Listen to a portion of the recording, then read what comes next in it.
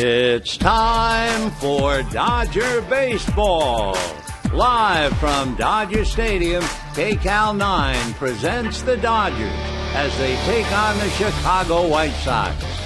Hi, everybody, and a very pleasant Saturday to you, wherever you may be. Game 2 of the 3-game series between the Dodgers and the Chicago White Sox. Pretty thrilling ball game, although completely misread by anyone looking before the game, thinking it would be a one-run pitching duel. Well, it wound up to be one run, and the Dodgers won it 7-6.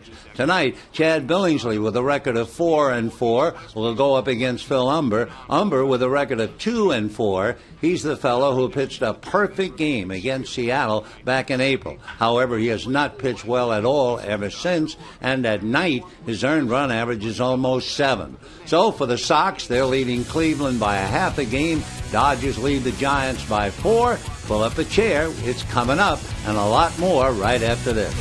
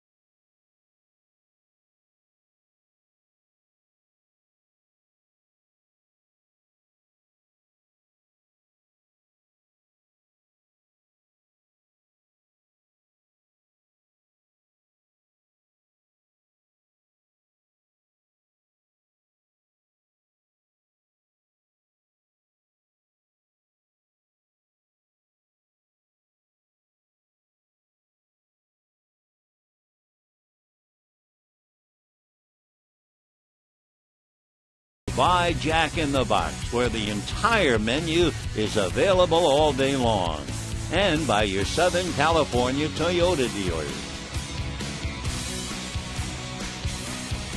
Hi, everybody, and a very pleasant Saturday evening to you, wherever you may be. It is indeed a pleasant evening here in Los Angeles. We still have a bright sky overhead. The lights have been turned on, and sun is dappled across the right field pavilion and upstairs in right field. Robin Ventura, who wore a Dodger uniform for 2 years, 2003 and 4, he remembers hitting a pair of game-winning home runs as a pinch hitter, and in his one game of his entire career, and that's about 1,300 games, he even pitched briefly for the Dodgers. And you may or may not remember that wild game with the Giants, October 2nd, 2004? It's the game where Steve Finley only needed a scoring fly ball to score the winning run, and he hit a grand slam instead. Well, the Dodgers scored 7 runs in the bottom of the 9th inning in that game, and Robin Ventura scored 1 of the 7. So he knows what it's like to come from behind. Last night, he found out what it was like to come from in front. Here is the White Sox lineup. Alejandro Diaz in center field, Gordon Beckham at second base, Adam Dunn in left field, and Paul Konerko at first. Alex Rios in right field, A.J. Przinsky behind the plate, Alexi Ramirez at short, Orlando Hudson at third, and Peter Umber on the mound. On the mound for the Dodgers, Chad Billingsley. And Billingsley, with a record of 4-4, his last 2 games have been very well done. 7 to beat Philadelphia, 7 to beat Seattle. And his first pitch to Diaz, hitting .301, is a little low, and we're underway. For Diaz, it was a long night last night, not only leading off and going 0 for 5, he struck out 3 of the 5 times. The 1-0 pitch is lifted to right field. It's playable. Ethia has to go back to the track, however, to make the catch. So Diaz, a long fly ball to right, and just like that, we have one down. Talking about a beautiful evening, it is 68 degrees right now at 11 minutes past 7 as we start game 2 of the 3-game series. Gordon Beckham coming up. Second baseman, hitting .234. He has 8 home runs, 27 runs batted in. Beckham, over the last 8 games, has lifted his average up a little bit, hitting around .260, and he takes ball 1. So Beckham, the right-hand batter, and then the big left-hand hitter, Adam Dunn, on deck. The 1-0 pitch on the way is low, ball 2, 2-0. Beckham hits a lot of balls up in the air on the infield, but since he does hit balls in the air, he has 8 home runs, 27 runs batted in. The 2-0 pitch on the way is foul back. Gordon Beckham, born in Atlanta, went to the University of Georgia. His father was a quarterback at the University of South Carolina, so naturally Gordon was a star quarterback in high school and went to Georgia, but only to focus on baseball. The 2-1 pitch down and away, ball 3. Gordon also passed up a chance to quarterback at the Air Force Academy. So Billingsley, both feet on the rubber, looks down to get a sign. And the 3-1 pitch, Beckham swings and doesn't get it. And the count 3-2. Chad Billingsley, 4 wins and 4 losses. 2 fine, strong efforts his last 2 times out. No record against the White Sox. And the next pitch is swung on and fouled away. It's kind of interesting. In fact, more than interesting, it's rather puzzling. Interleague play. And you know, the Dodgers have seen the White Sox 4 times in the last 5 years.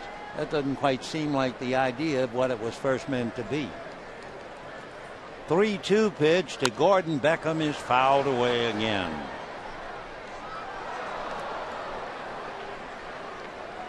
So Beckham, good size, an even 6, 180.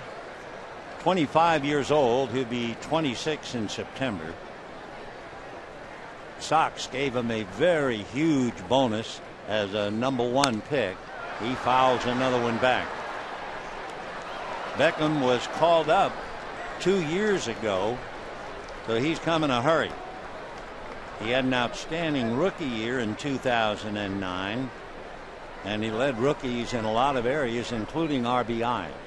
3-2 is swung on. High fly ball to straightaway in shallow center. Coming in waiting is Elian Herrera, and just like that we have 2 down. So Billingsley getting a couple of fly balls, and now Adam Dunn coming up. Adam Dunn, one of the more feared home run hitters, and we qualify it by saying home run hitters. When he struck out last night, although we're a little more than a third of the way through the season, Adam has struck out 100 times. However, he does have those 23 home runs. He takes a high strike, and the count 0-1. Last night he served notice in the first inning with a runner at first. Kershaw had him, no balls, 2 strikes, and Adam hit the ball in the pavilion in right field. He fouls an off-speed pitch away, and the count 0-2. Adam Dunn is 6'6", 275 pounds. Second round pick by the Reds out of high school back in 1998. Usually he sees a lot of pitches. The 1-2 pitch that misses to even the count. For Adam Dunn, he sees about 4.5 pitches for every at bat. So he's not just up there swinging. He has a very good idea of what he's doing. Now the 1-2 pitch to Adam Dunn is swung on. A little dribbler by the mound on the right side of the bag to make the play easily is Juan Uribe, and the inning is over. Remember, they have a 3-man shift on Dunn all the time. So down go the Sox, and at the end of half an inning, no score.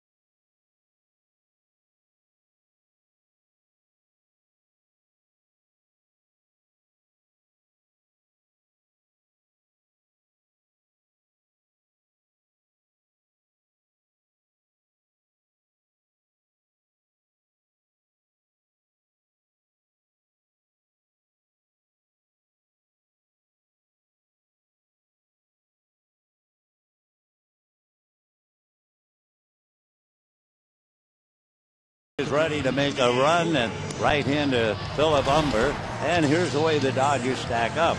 Dee Gordon at short, Elian Herrera in center, and Andre Ethier in right. Jerry Hairston hits cleanup playing second base. Bobby Abreu in left field.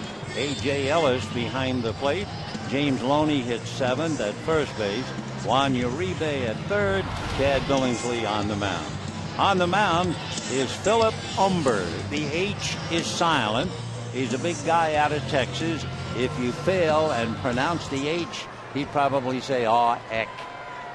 Anyway, he pitched a perfect game against Seattle and has not pitched well since. And his first pitch to Dee Gordon is in for a strike, and the count 0-1. Out of Nacogdoches, Texas, he now lives in Carthage. Went to school at Rice University. Humber's next pitch is fouled away. 0-2 the count. Dee Gordon hitting .233, 1 home run, 14 runs batted in. So Gordon trying to get the Dodgers off and running. Humber into the windup, and his strike 2 pitch on the way is flailed and fouled away off to the left. So Gordon still hacking, no balls and 2 strikes. Phil Humber was a first-round pick by the New York Mets in '04, but he had to have Tommy John surgery in July of '05. Strike 2 pitch is outside, ball 1, 1-2.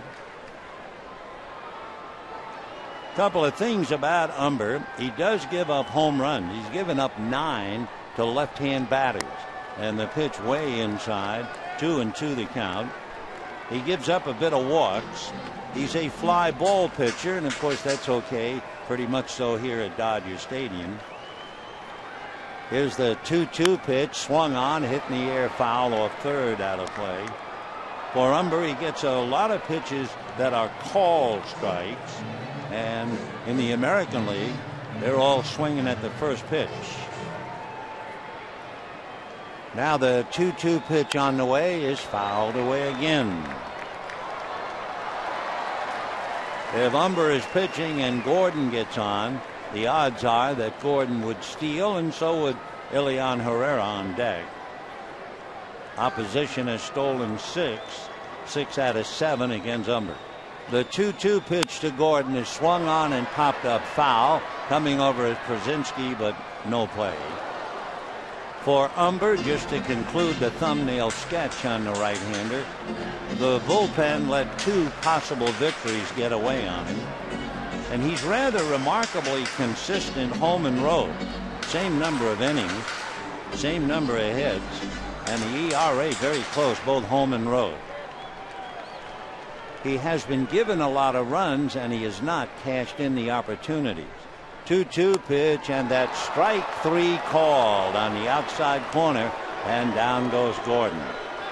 Humber, by the way, has been given 6 runs in a game 10 times, and yet his record in those circumstances 3-2. A couple of other things and we'll let it go. He's usually hit very early in the count, and interestingly enough, when the count is 1 ball and no strikes, the opposition is hitting .433 against him. So if nothing else, Gordon certainly made him work. That was a 9-pitch at bat with 5 foul balls. Herrera shows bunt, as he always does, on ball 1. 1-0 the count. No score, bottom of the first inning. Herrera with 3 RBIs last night to give him 14, and he has a look at a pitch off the plate, and the count 2-0. So Humber, after working hard with Gordon, falls behind to Herrera, and on deck, Andre Ethier. Now the 2-0 pitch, and that's very high. Ball 3, 3-0.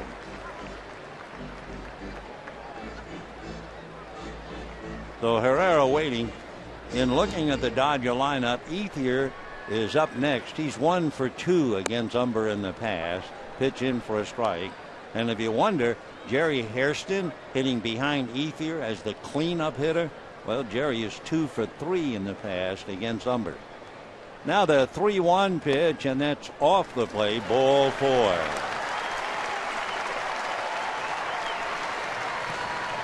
So Herrera goes to first with the walk, and the batter is Andre Ethier.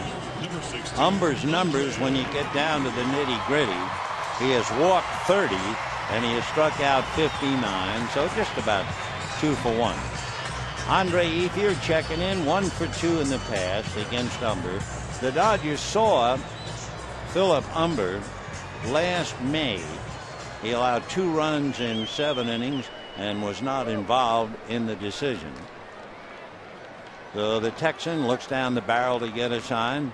Herrera off the bag, and the pitch to Ethier is taken high. Ball 1. Remember, the league has stolen 6 out of 7 this year. Davey Lopes over to say something to Herrera. As far as Herrera running is concerned this year, the switch hitter has stolen 3 out of 4. So Herrera at first, held on by Konerko. Humber set at the belt. And the 1-0 pitch on the way is pulled by the diving Konerko into right field. And Herrera will wind up at third without a play. And the Dodgers are in business. First and third, 1 out.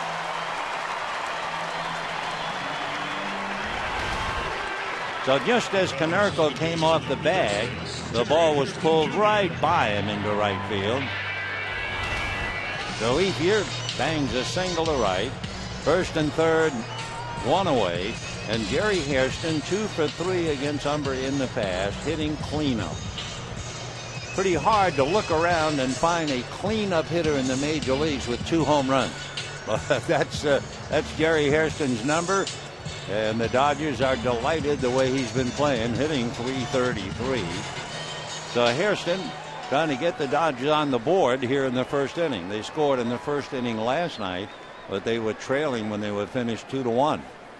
The pitch to Hairston is taken high. Ball 1. 1-0 the count to Jerry. So Umber, who has, among other, a big problem pitching night games, his earned run average this year is about 7 at night.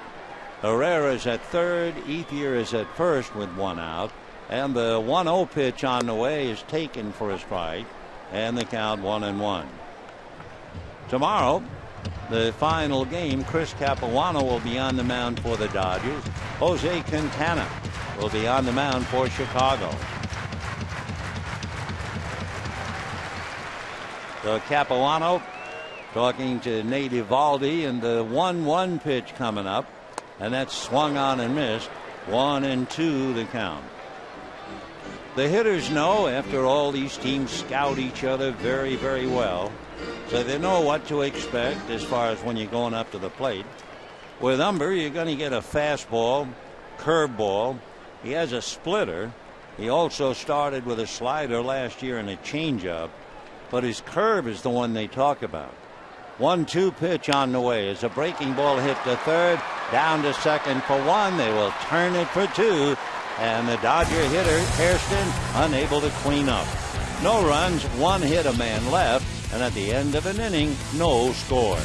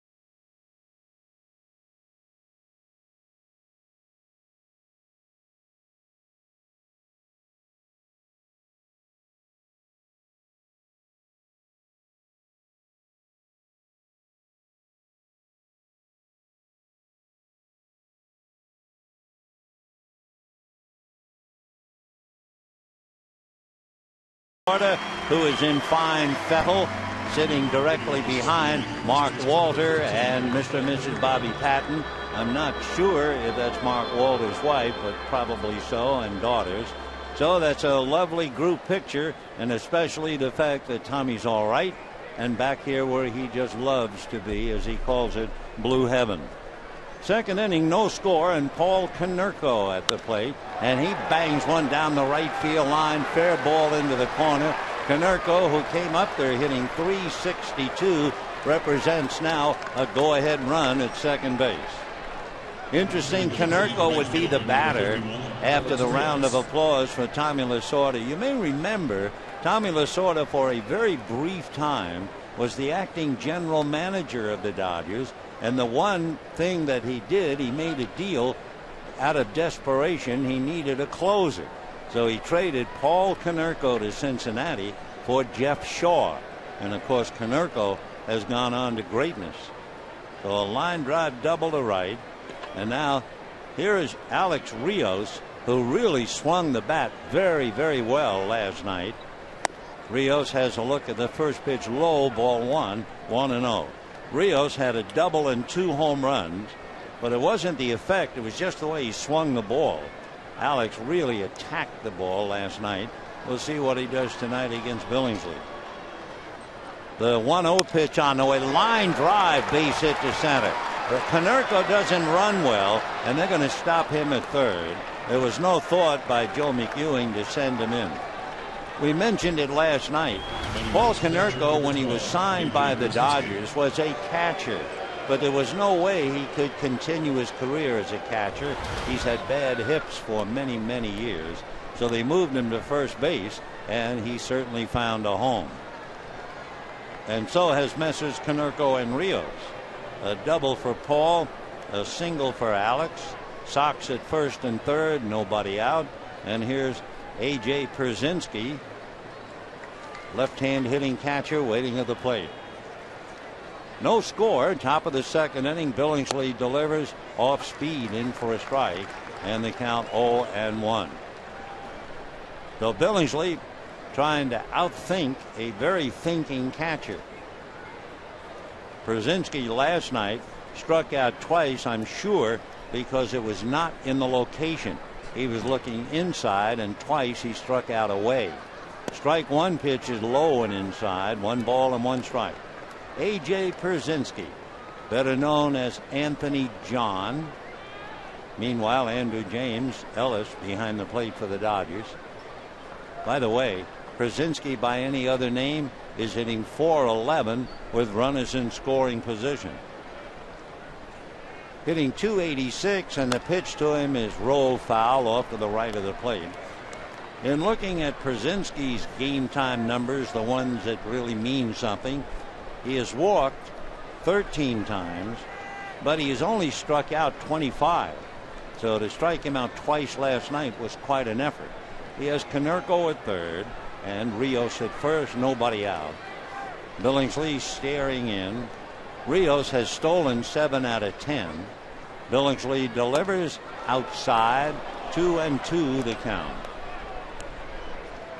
So here in the second inning, Paul Konerko a line drive double to right. Alex Rios a line drive single to center. Runners at the corners for the Sox, and Pierzynski, Ramirez, and Hudson trying to get somebody home.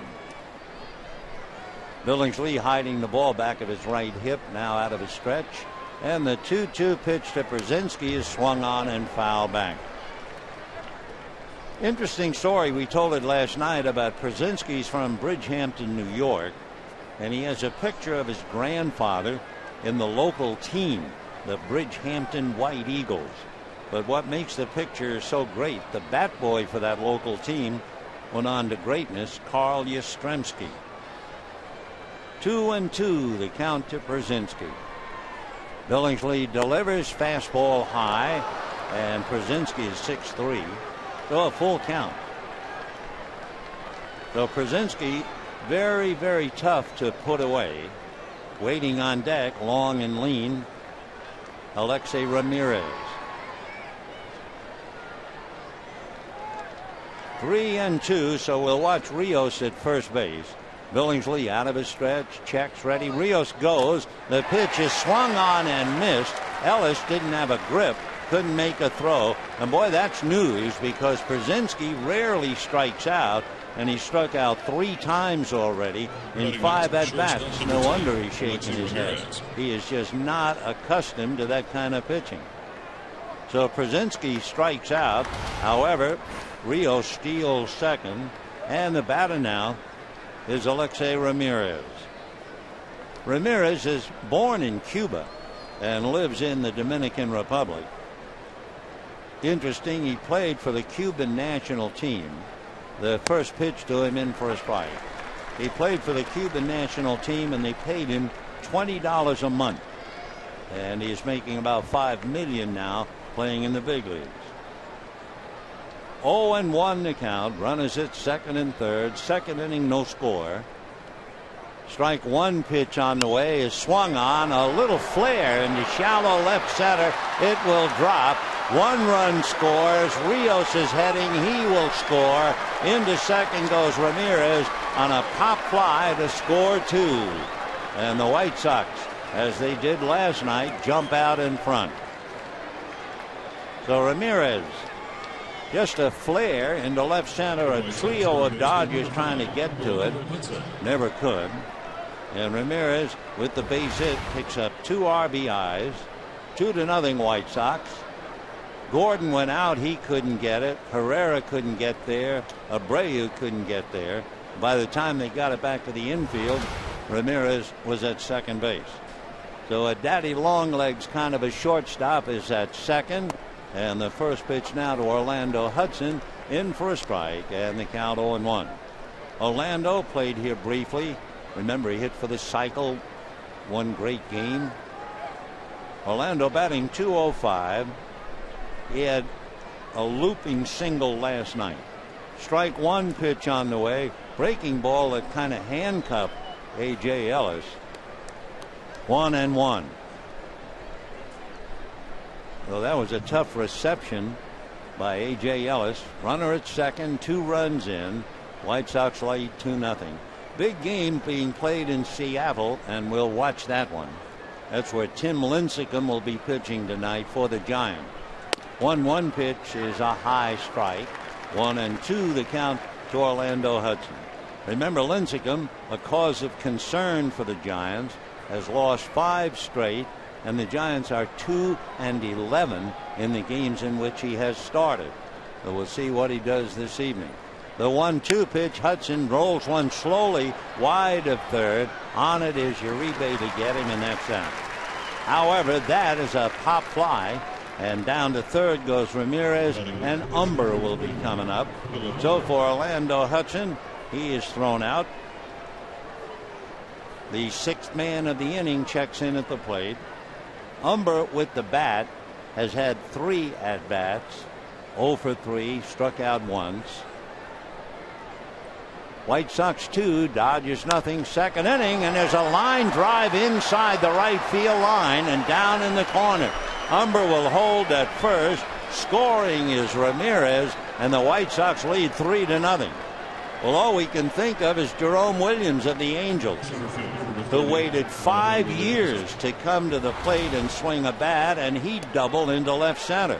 Here is Umber, got a fastball up, slapped it the other way, inside the line and down in the corner. So Ramirez, a fly ball single for 2 RBIs, and Umber, a line drive double to right to kick up another. And it's 3-0 Chicago. And the batter now, Alejandro Diaz, and he takes ball 1. For Umber, I don't know if they got the ball for him. They probably did. That's his first major league hit. And run batted in. The next pitch is off the plate. So Billingsley is behind 2 balls and no strikes. So Chad began by giving up a double to Konerko, a single to Rios, a single to Ramirez, and now a 2-out double to Umber.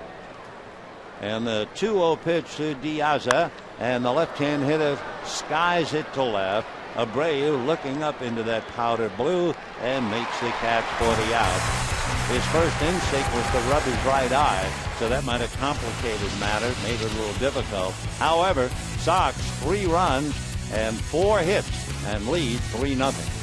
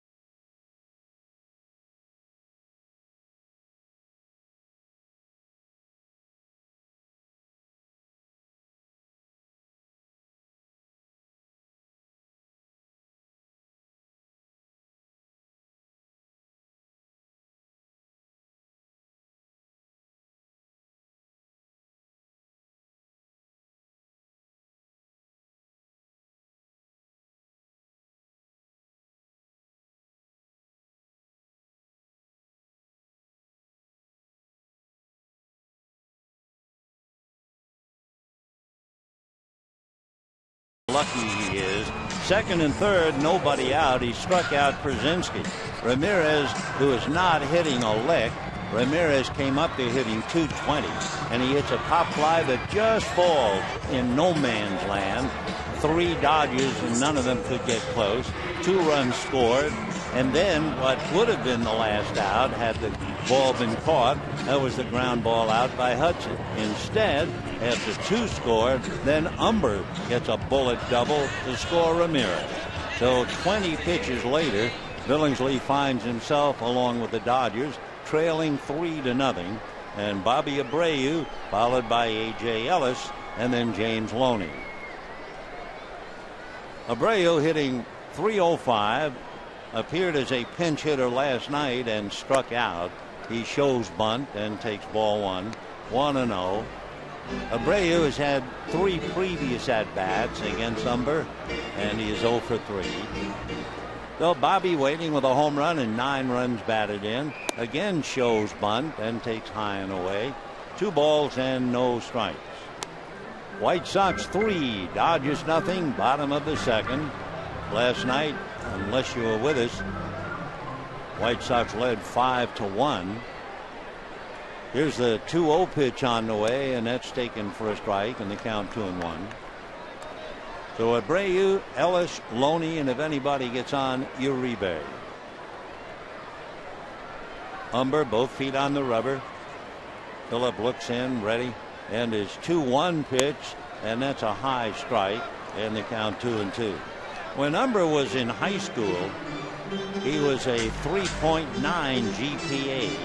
He was a member of the National Honor Society and accepted a scholarship to Rice University. Right-hander looks in, 2-2 the count to Bobby Abreu. Umber comes over the top, and it's promptly slapped into left field for a base hit. So Bobby Abreu goes the other way with a leadoff single. That would be hit number 2 against Umber. And the batter now, A.J. Ellis. Ellis last night, going all the way behind the plate. He had 1 hit, single to left, scored a run. He also lined out. Well, he wound up going 1 for 4. A.J. with 6 home runs, 25 runs batted in. Abreu at first, held on by Konerko, and the pitch to Ellis up and in for ball 1, 1-0. Abreu doesn't do any running, but he is 2 out of 3 in stolen bases. Most of the time, if Bobby's going, it's part of a hit and run play. 1 ball and no strikes the count. Umber at the belt. White Sox lead 3-0, and Umber's pitch is low, so again he falls behind, 2-0. Umber, it was April the 21st this year. He threw the 21st perfect game in baseball history. He beat Seattle 4-0. Ellis, meanwhile, lifts one into right center. Coming over is Diaza, and the center fielder makes the catch. So Ellis a fly ball, 1 away, and the batter now will be James Loney. James Loney. James Loney got into the game for defensive purposes last night, hitting .264 with 2 home runs, 20 runs batted in. Well, we told you it's a very important game, certainly to me very important, what Tim Lincecum does tonight for the Giants. They're in Seattle, and I think Seattle as a team is hitting about 200 at home this year. 200. So we're watching, and we get our first report, and it's a little surprising. The pitch is bounced and gets away, and on the wild pitch, Abreu goes to second base.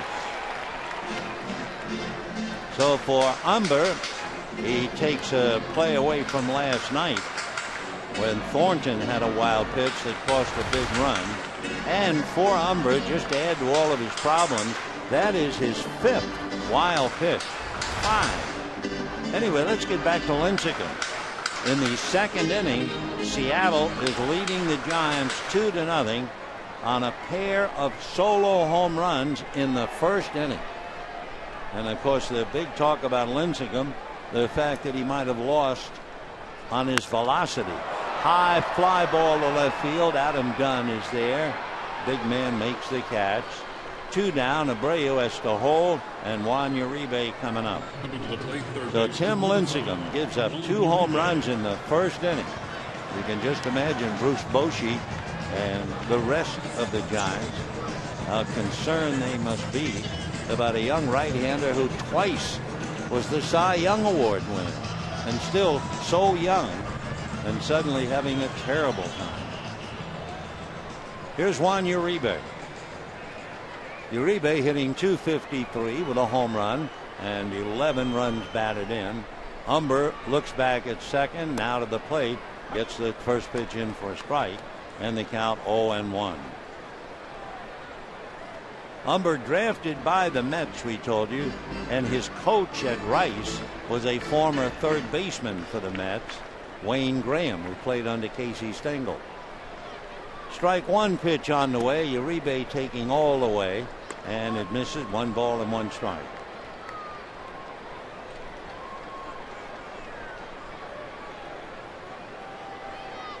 Juan Uribe trying to pick up Abreu. It's 3-0 White Sox, second inning. Next pitch in the dirt, blocked nicely by Przinsky. 2-1 the count. At second base, Bobby Abreu singled, took second on the wild pitch. 2 fly balls later, he's still at second. And Uribe with 11 RBIs looking for number 12. Chad Billingsley is on deck. 2-1 pitch.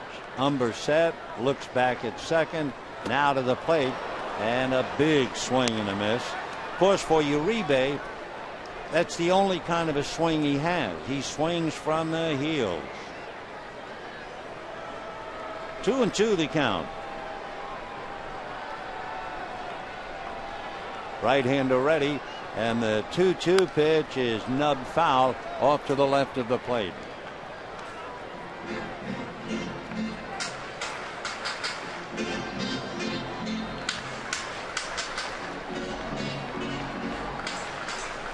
Philip Humber deep in thought, leading 3-0 second inning. But after that perfect game, he's had a lot of problems and a lot of bad games. Right-hander set at the belt. Now the 2-2 pitch on the way. Right-hander delivers down and way, blocked by Przinsky, and Abreu holding on at second base. The White Sox pitching this year has gotten quite a bit of run support. Robin Ventura's club has scored just about 5 runs a game for the White Sox pitchers. And remember, last night they scored 6 and lost. Here's the 3-2 pitch on the way. Uribe swings, hacks it foul right into the Dodger dugout, and it's still 3-2. Ivan De Jesus retrieves it, and Uribe just waits. The White Sox have gotten 36 quality starts so far this year. The bullpen would be third in the American League in victories, however. 3-2 the count. Humber set, a long look at Abreu. Back to the plate. Strike 3 called on the outside corner, and down goes Uribe. Dodgers leave Abreu. And at the end of 2, Humber walks off with a 3-0 lead.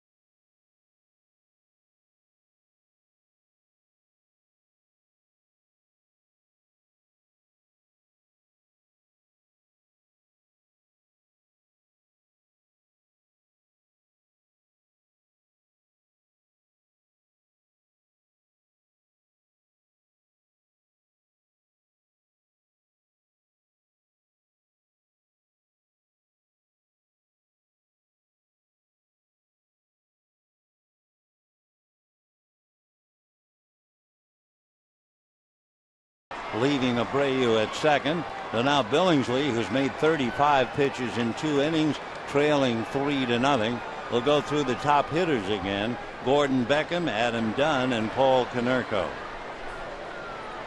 Beckham, right-hand batter with 8 home runs, fouls the first pitch back, out of play. 0-1 the count. So Gordon Beckham, he has hit 8 home runs, as we mentioned, in 60 some odd games. He hit 10 home runs in 150 games last year. The strike one pitch is swung on, a little looper by a diving Gordon into center. That was a changeup, and he hit it right off the end of the bat. It went out there like a knuckleball. In fact, Gordon just said, wow. That pitch was clocked at 64, full extension. D has never seen a ball he wouldn't give his life to catch. But that flare gets by him, and it's a single for Beckham. So a base hit will bring up big Adam Dunn. 5 hits now against Chad Billingsley. Adam Dunn, 23 home runs, 52 runs batted in. Down in Porter, Texas, there was a lot of Dunns. He shows bunt and almost has the bat knocked out of his hand as he staggers back and fouling it off. 0-1. Porter, Texas, a small town with a population of about 7,000, 40 miles from Houston. And all the Dunn family, they all lived there for over 40 years. So they had a street called Dunn Lane in Porter. The strike one pitch is taken high. Dodgers put up the diamond defense. 3 men on the right side. That means Uribe is at second base. Hairston deep in the hole on the edge. Loney on the bag. And Gordon all alone at shortstop. Throw to first, not in time. Beckham has stolen just 1 base. You don't expect him to do much running, not with a feast or famine hitter like Adam Dunn at the plate. So big Adam waits. 1 ball and 1 strike, and he looks at a strike, 1-2. Dunn had 4 years in a row where he hit over 40 home runs for the Reds. 46, his top number. He started the year with 365 home runs, so he now has 388. Beckham at first, nobody out. 3-0 White Sox in the third, and the next pitch in the dirt. Pushed out in front by A.J. Ellis. 2-2 the count. So Billingsley, unlucky in one respect, that pop fly that fell for Ramirez. Now a looping single by Beckham. Interesting to see Adam Dunn try to bunt on the first pitch. He has never had a bunt single. 2-2 pitch swung on, line drive over the head of a leaping second baseman Uribe and into center field. So the soft base hit by Beckham, the bullet base hit by Dunn, and Billingsley's in a lot of trouble again. First and second, nobody out, and Paul Konerko coming up. So Adam Dunn has not had a sacrifice. Don't hold your breath. Paul Konerko has never had a sacrifice, and he's up there now. 2 on, nobody out. 3-0 White Sox in the third. White Sox have beaten the Dodgers 11 of 16 meetings over the last few years. Now the pitch to Konerko, low and inside, ball 1. The White Sox in interleague play since 2009 are 24-10. So Adam Dunn at first. Out at second is Gordon Beckham. Nobody out in the third. 3-0 Chicago. Billingsley's fastball at the knees for a strike. In comparing Adam Dunn, who bunted foul, believe it or not, and looking what he has done this year for the White Sox, Adam Dunn has 23 home runs and 19 singles. 1 ball and 1 strike to Paul Konerko. Paul fouls one back, 1-2. Konerko hitting .364. He has 12 home runs, 36 runs batted in. Paul, extremely well respected, very, very popular with the fans and with his teammates. With runners in scoring position, Konerko's hitting a cool .396, and he looks at a pitch low. Konerko is 6'2", 215 pounds. At the start of the year, he had 396 home runs, so he now has 408. And he's up there with Beckham at second and Dunn at first, nobody out. 2-2 to Konerko. On deck, Alex Rios. 2-2 pitch. Konerko looks and it's low, ball 3. Now, Paul Konerko, we told you, doesn't run well at all. He is grounded into 7 double plays. He walks almost as many times as he strikes out. So what does that mean for Ventura? Would he run Beckham and Dunn? Well, we'll see. They take their leads with nobody out. Beckham has a good lead at second. Runners are going. The pitch is swung on and missed. The throw down, they double up Beckham. So it looked like the sensible thing to do. You have a hitter who doesn't strike out, but who can't run, so you run your runners. Only this time it backfires as Konerko strikes out, and he'll race to third as Beckham. And for Robin Ventura, it might be heartwarming to know I made the correct call, but as so often happens, it just didn't work. But it was absolutely the perfect call.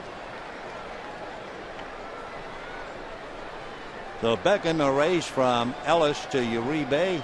Now you have Dunn at second base. And by the way, Dunn is not credited with a stolen base.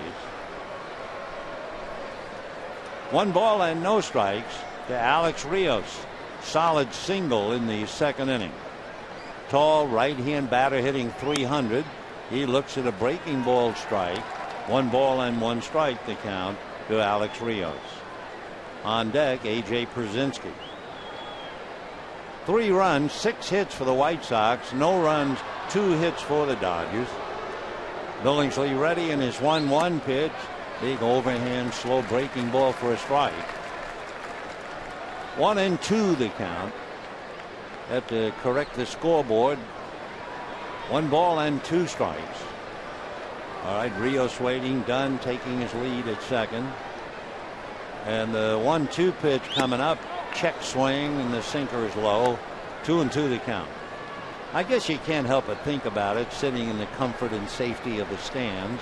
But if you're A.J. Ellis and you're thinking, if there's a base hit, will there be a play at the plate with Adam Dunn, 6'7", maybe 265.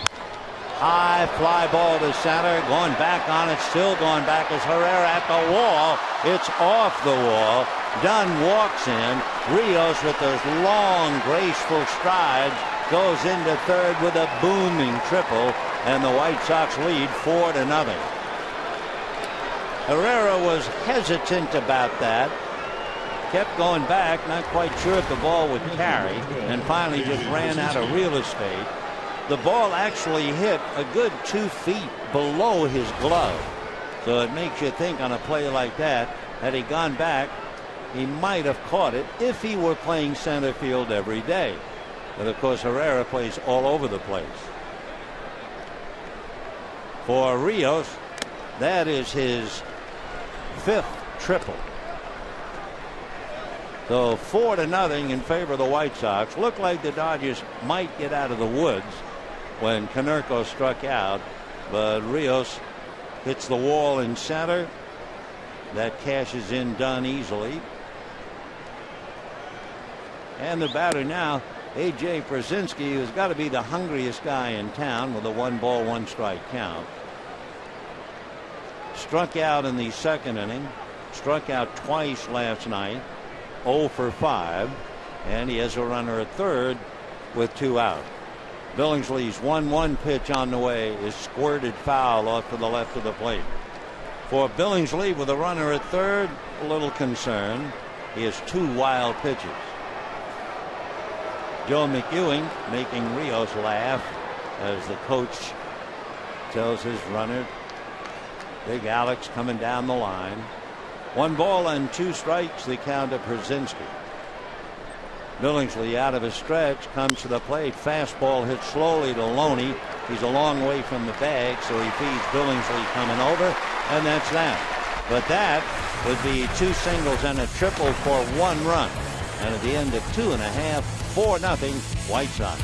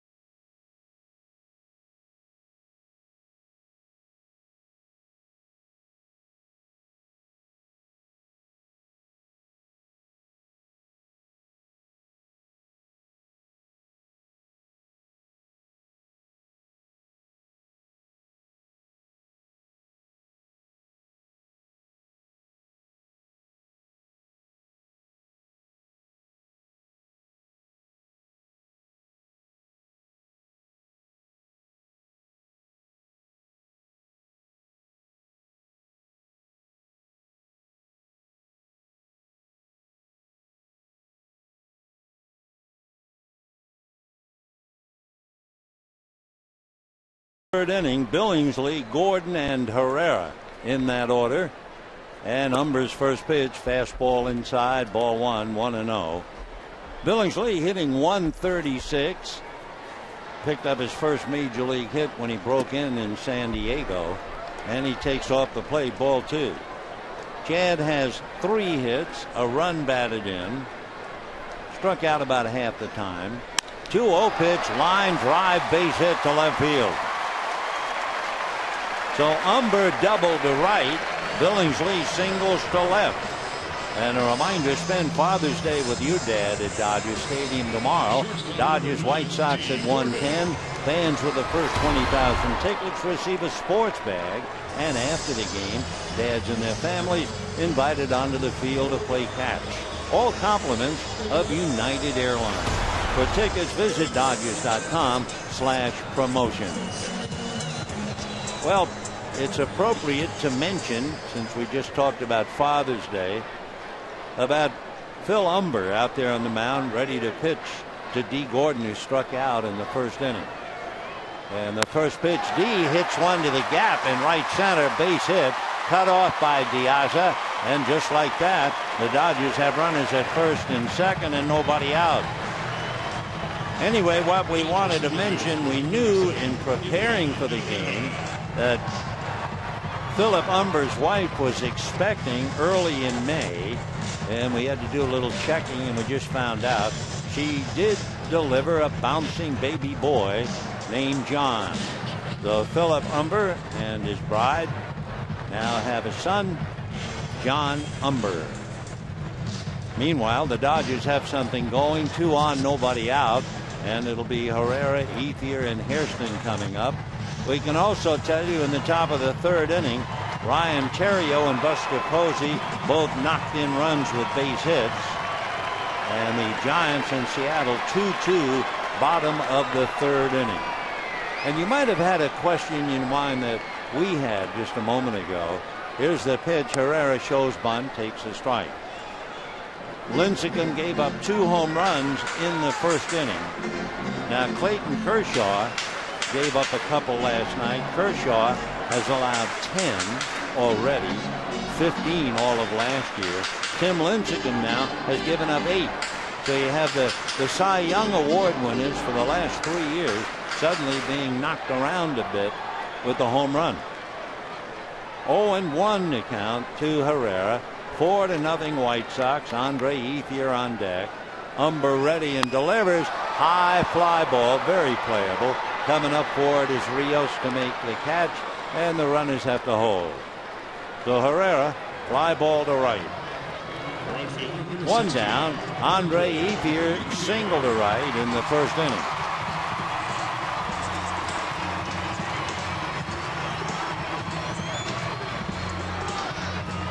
Ethier hitting .293, 10 home runs, 55 runs batted in. 1 away in the third inning. White Sox got 3 runs in the second and another in the third.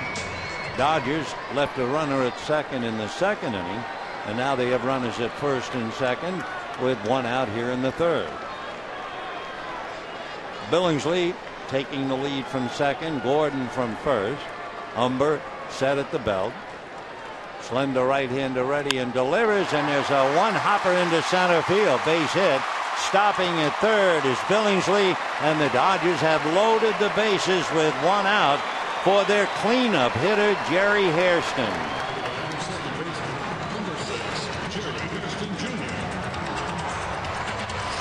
So Ethier is 2 for 2. Dodgers now have 5 hits but no runs against Umber. And with the bases loaded, Hairston coming up. Jerry hit into a double play with first and third and 1 out in the first inning. So now he certainly has a chance to atone.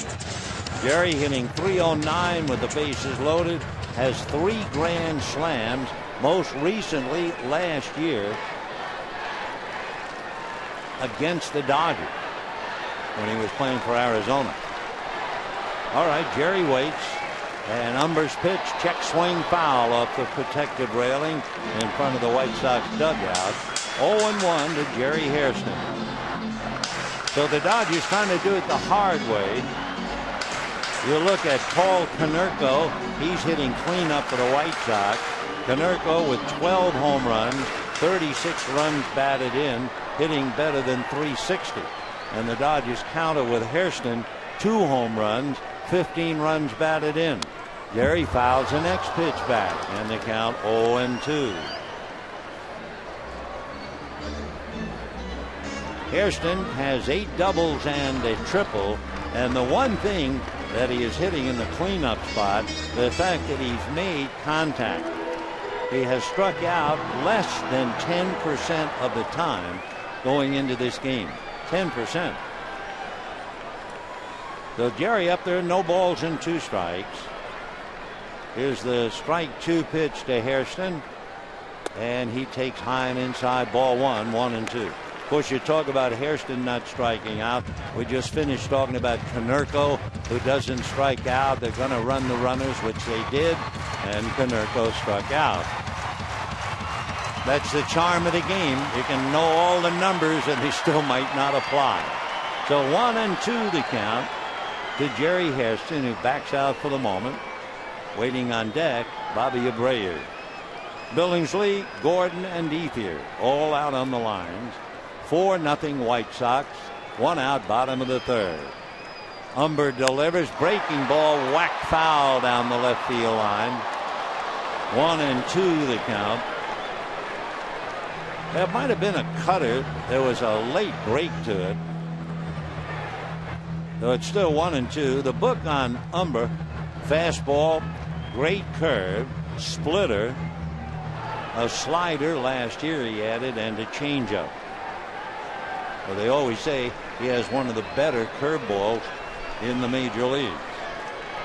So 1-2 the count to Hairston. Umber ready, checks all the runners, and the pitch to Hairston, fastball just off the plate. 2-2. Tough pitch to take with 2 strikes in that spot. But of course, Hairston is a veteran, and because of that, he showed a great deal of discipline on that pitch. So Billingsley, Gordon, and Ethier all out there, and Hairston waiting. 4-0 White Sox. Dodgers trying to get back in the game. Umber delivers. High fly ball to center and deep. Piazza goes back for the catch. Everybody tags. Billingsley will score. Gordon goes to third. Ethier holds at first. And the White Sox lead is 4-1. The Hairston gets himself an RBI with that scoring fly ball. It also gets Billingsley off the base path. Gordon is now at third. And Bobby Abreu coming up. So 2 out here in the third. 4 runs, 7 hits for the White Sox. 1 run, 5 hits for the Dodgers. So Bobby Abreu checking in. Umber trying to wiggle off the hook. Phillip right foot on the rubber, now stretch. Gordon bluffs down the line from third. And the pitch to Bobby in for a strike. And the count 0-1. Jerry Meals is the plate umpire. And Jerry has certainly been around over 15 years out of Pennsylvania. And the father of 5. So you figured he began umpiring Little League games. And here he is in the bigs. Strike 1 pitch on the way. Umber delivers. Ground ball into left field. Base hit. Gordon scores. Stopping at second is Ethier. It's White Sox 4, Dodgers 2. So Umber has not done anything to make you think that he's in command of the game. Not even a little. So even a 4-0 lead appeared shaky, and sure enough, the Dodgers have cut the lead in half. White Sox 4, Dodgers 2. Dodgers with runners at first and second, and A.J. Ellis coming up. A.J. Ellis flied to center in the second inning. So a mystery, a man who could pitch a perfect game, and he has struggled ever since. Umber set, delivers, and he works it down and away. Ball 1, 1-0. Ellis hitting .300, 6 home runs, 25 runs batted in. Now the 1-0 pitch on the way. Umber comes back to Ellis. There's a line drive base hit to center. Here is Ethier around third. Diaz's throw to the plate not in time. Stopping at second is Abreu. It is 4-3 White Sox as the Dodgers battle back.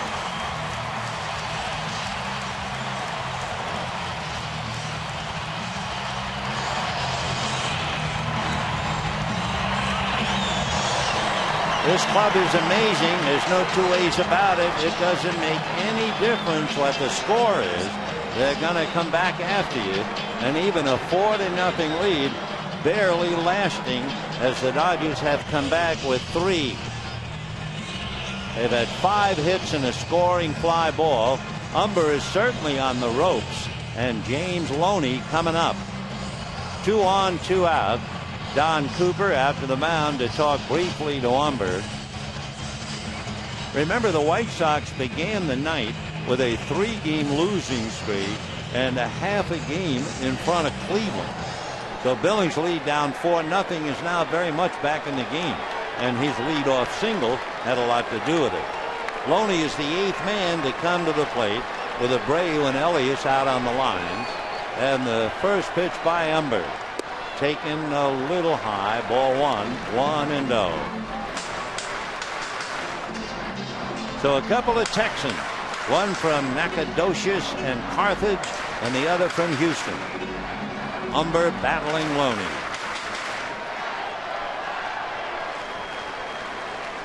Umber staring in. Now set at the belt. And the 1-0 pitch on the way. Right-hander deals low.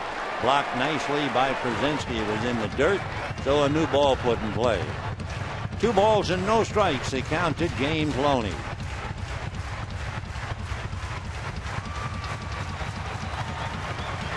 Big inning as Loney represents the 8th man to come to the plate. Uribe's on deck. Dodgers with 5 singles and the pitch is high. So now Umber is one pitch away from loading them up. Would they let Loney swing 3-0 with Uribe on deck? Your guess is better than mine. James with 2 home runs, 20 runs batted in. Umber set, looks back at Abreu, and the 3-0 pitch. Loney swings and doesn't get it. I'll admit the thought crossed my mind. 3-1 to James. Loney unhappy with the swing he took, backs out to take another swing. Don Mattingly talking about that big long swing that Loney just took. The long swing is not a compliment. The next pitch is banged into left field, base hit. Here comes Abreu to score to tie it up. Stopping at second is Ellis, and they're all even 4-4.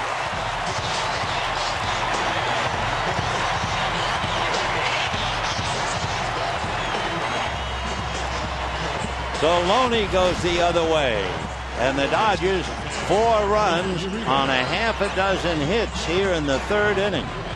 For Umber, it's like being eaten to death by an angry moth. A single here, a single there, a single up the middle. And all of a sudden 4 runs have crossed, and a White Sox 4-0 lead has disappeared as quickly as a 5-1 lead disappeared last night. So now the 9th man, Juan Uribe, comes up, and Umber delivers, breaking ball away, ball 1. Hector Santiago, a left-hander, begins warming up in the White Sox bullpen. What an inning for the Dodgers. 4 runs on a half a dozen singles and a scoring fly ball. Now the 1-0 pitch on the way, and Uribe a swing and a miss. 1 ball and 1 strike. Uribe hitting .250, 1 home run, and 11 runs batted in. So now it's A.J. Ellis at second and James Loney at first. And Umber trying desperately to get out of the inning. The 1-1 pitch is off the plate, ball 2. And the man who started it all, Chad Billingsley, who started with a base hit to left, is on deck. 4 runs, 7 hits for the Sox. 4 runs, 8 hits for the Dodgers, and we're only in the 3rd inning. Uribe, a hard ground ball to Konerko. Paul takes it to the bag, and it took 9 men before the Dodgers were finally retired. And at the end of 3, a 4-4 tie.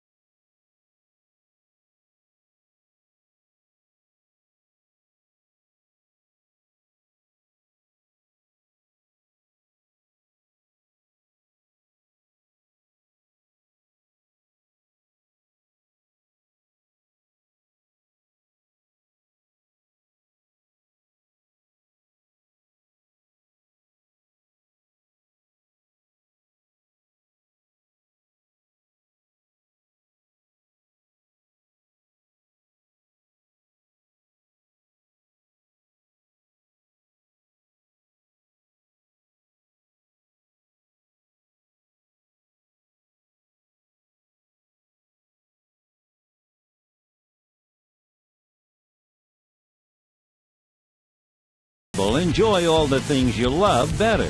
Internet, TV, and home phone from Time Warner Cable.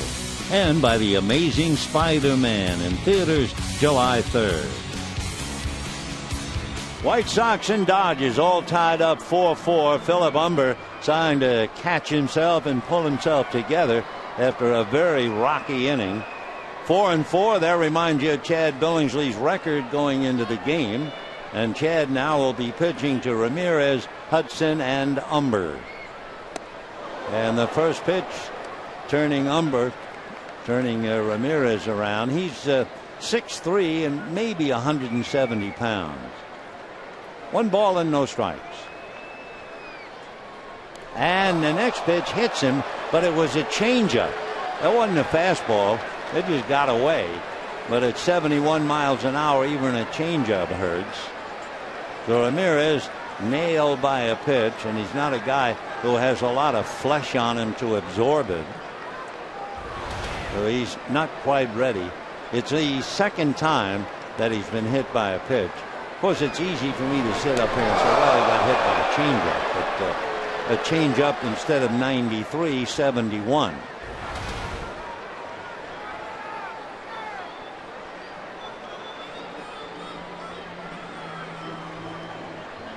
Got him on the left elbow. Robin Ventura out to talk. Got it above the elbow. Ramirez has not been hitting very much. In fact, he's had 2 hits in his last 15 at bats. And then remember, he got that flare single into left center field that scored 2 runs. So the man from Cuba, nailed by the pitch. And Orlando Hudson coming up. For Chad Billingsley to hit a batter, he has now hit 4. Orlando Hudson struggling, hitting 191. Of course, one problem Hudson has is trying to learn to play third base, basically a second baseman all his life. Not only learning a new position, trying to learn the pitchers in the American League. But of course, that doesn't hold up tonight facing Billingsley. Hudson came into the game hitting .286 against Billingsley. 4-4 tie in the 4th. Ramirez is a very good base stealer, and he might take a little anger out by stealing, or at least trying to. He's stolen 8 out of 9. And Billingsley is very well aware of the fact he can run. 1 ball and no strikes. 4-4 tie. Sox 3 in the second, 1 in the third. Dodgers all 4 in the bottom of the third. There he goes. The pitch is low, goes all the way to the backstop, and Ramirez steals second easily. You knew he was going to go, having been hit by a pitch, having been a very successful base stealer, and sure enough, he steals it. So he's now stolen 9 out of 10. Ellis never had a chance. Interesting whether he could feel the ball in his mitt or not. Do you see what Ellis did? The ball was going to the backstop, and he came up as if he was going to throw. The only thing he could have thrown was his glove. Little ground ball. Loney has to wait, and the ground ball is mishandled by Hairston. So Jerry Hairston unable to handle that little squibber, and just like that, first and third, and nobody out for the Sox. Loney comes back to the bag. Easy play. No play, and he almost made it worse. Almost threw it away. Needless to say, that'll be an error charged against Hairston. For Hairston, his 3rd error of the year, that's all.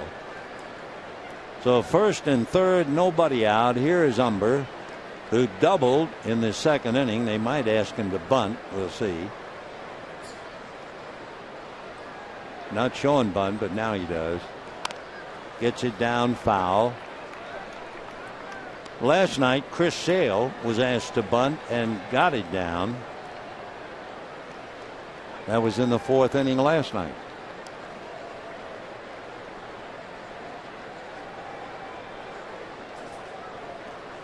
First and third, nobody out. 4-4 tie in the 4th. Showing bunt. Fastball strike. 0-2. McEwing over at third. Joe hanging out a sign perhaps.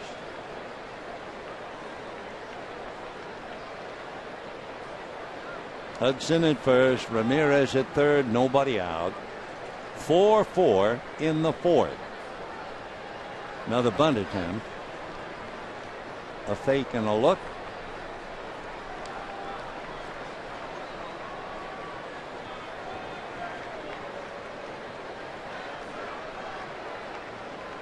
Oh, and 2 to Umber.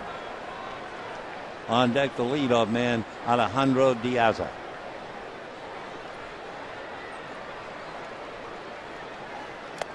Tries to, foul tips it, and strikes out. So 1 out. For Billingsley, he is not mowing down the hitters. That would be his 3rd strikeout. Now Chad working on Alejandro Diaz, who has 2 fly balls.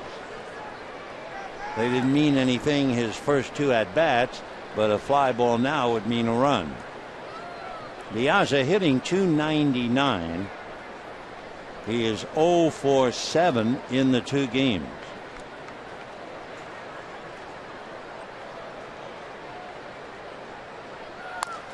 Foul ball, 0-1.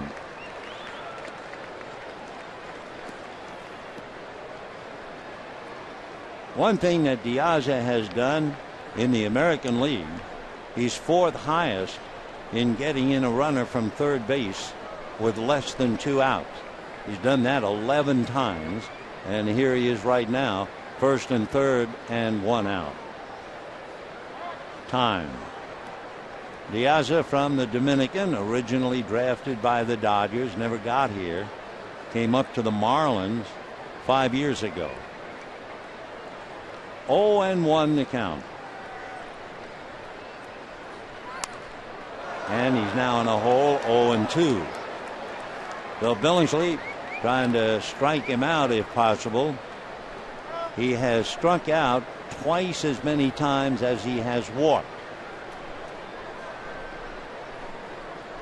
0-2 the count to Alejandro Diaz, 28-year-old from the Dominican.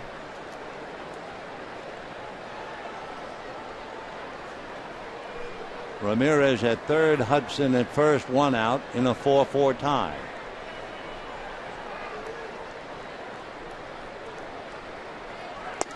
Ball 1. Diaz had tendency to make himself appear smaller at the plate, but he is 6 feet tall. When he broke in with the Marlins in 07, he started off his career. He had an 8-game hitting streak, and then he hurt his ankle. 1-2. And little ground ball to Hairston. The play is to second, but that's all. So the run scores. So Ramirez brings it in, and the White Sox take the lead 5-4 on the force play. So Diaz now at first, and Gordon Beckham checking in.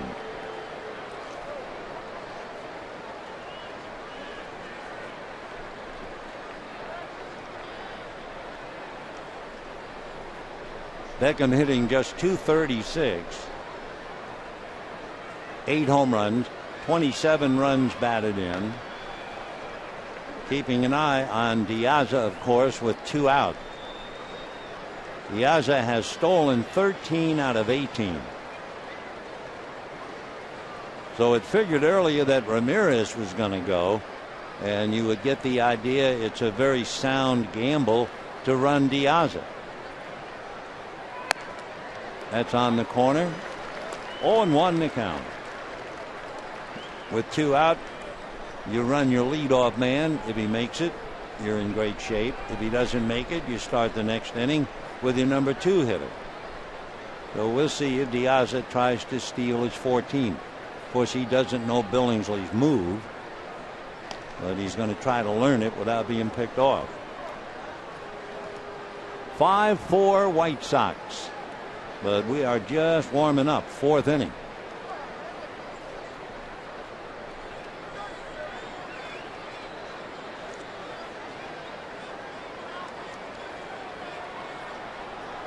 On 1.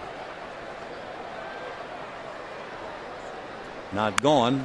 Little dribbler wide of third. Uribe picks it up, throws on the run and gets him, and that'll be that. So the White Sox are very lucky to get a run on a hit batter and an error, and they take the lead again, 5-4.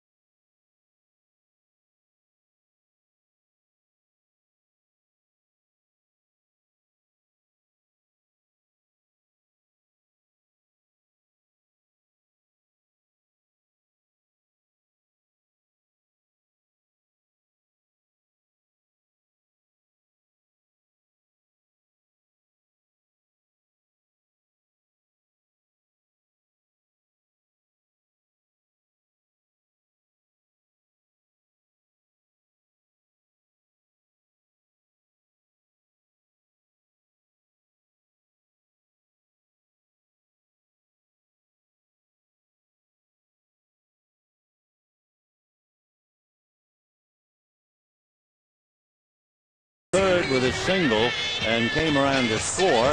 Dodgers with 4 runs in the third tied it up. But again, the White Sox have taken the lead 5-4. So Umber still out in front and starts him with a strike. Meanwhile, in Seattle, Ryan Theriot singled in a go-ahead run. Melky Cabrera singled in another. So Lincecum now has a 4-2 lead in the 4th inning. And remember, we told you Tim Lincecum allowed 2 home runs in the first inning. He has not allowed a hit since. And look at Billingsley coming up with another base hit. So Chad Billingsley is 2 for 2 with singles to left. And the batter now will be D. Gordon. Dodgers have 9 hits in 3 innings plus against Philip Umber. So the right-hander from Texas really in trouble, and they've had a left-hander up behind him earlier. Gordon struck out and singled. Hector Santiago up again. Of course, when a right-hander starts against the Dodgers, they have at least 5 left-handed batters. 0-1 to count to Gordon. If they bring the left-hander in, the one left-hander who can then turn around, Ilian Herrera. 5 runs, 7 hits for the White Sox, 4 runs, 9 hits for the Dodgers. Herrera on deck. 1-1. So for a fellow who's really been struggling pitching, it's another very, very shaky night. And remember, we mentioned at the very start, his earned run average at night is 7. Whoop. Ball 2, 2-1.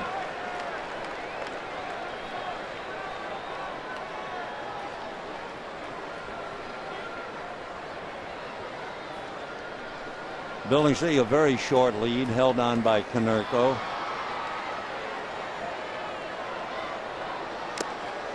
Two and two.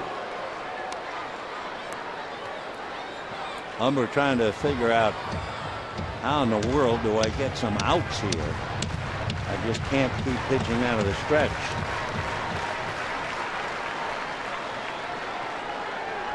Two and two. Fouled away. There is a dramatic difference in the offense between the Dodgers and the White Sox, and it would be in the home run column. The Dodgers have hit 44 home runs this year. The White Sox have hit 82. 2 and 2. Fly ball to left field. Dunn going back and over. Billingsley holding. One out in the fourth. You know, the most affordable ticket package at Dodger Stadium is available for select Wednesday and Sunday Dodger home games. With the Coca-Cola Value Pack, you can enjoy 4 tickets, 4 Dodger dogs, and 4 Cokes, starting at $18 per ticket. So for more information, visit Dodgers.com/special, and we'll see you at the ballpark. Bring an appetite. One away, Billingsley holding, and here's Herrera. Walked up to third in the first inning, flied to right in the third inning. 0 for 1. Elion hitting .293. Fastball strike, 0 and 1.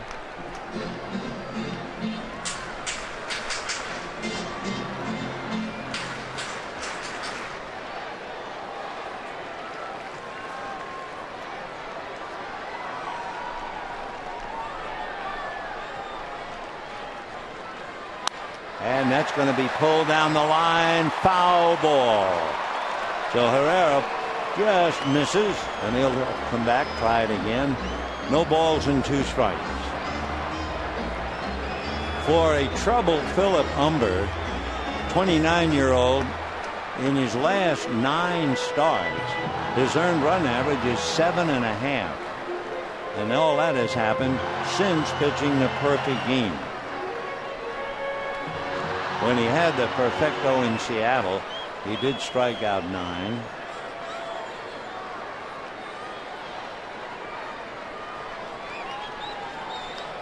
Oh and 2 with Elion Herrera. Andre Ethier 2 for 2 on deck.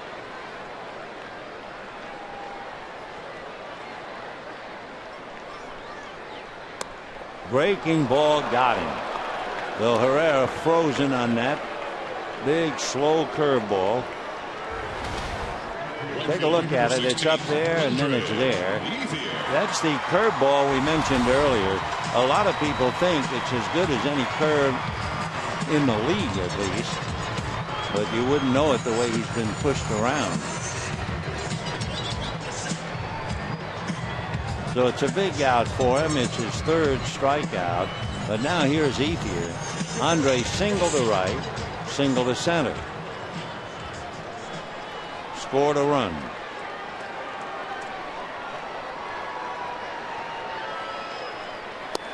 Ball 1. Andre hitting .296 with 10 home runs. 55 runs batted in.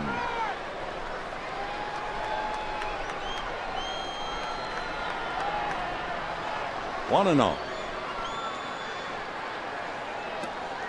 And ball 2.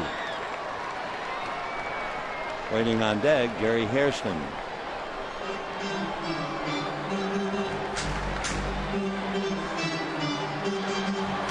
Philip Umber. 6'4", 225. Just recently the father of a baby boy. That's pop foul. Krasinski coming back, but no play. That'll be well back in the crowd. 2 and 1 to count to Andre Ethier.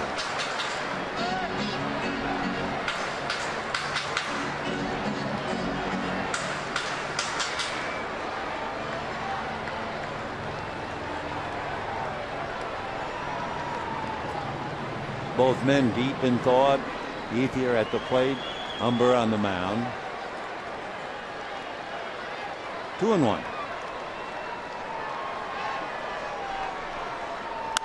Fouled away. 2-2 the count.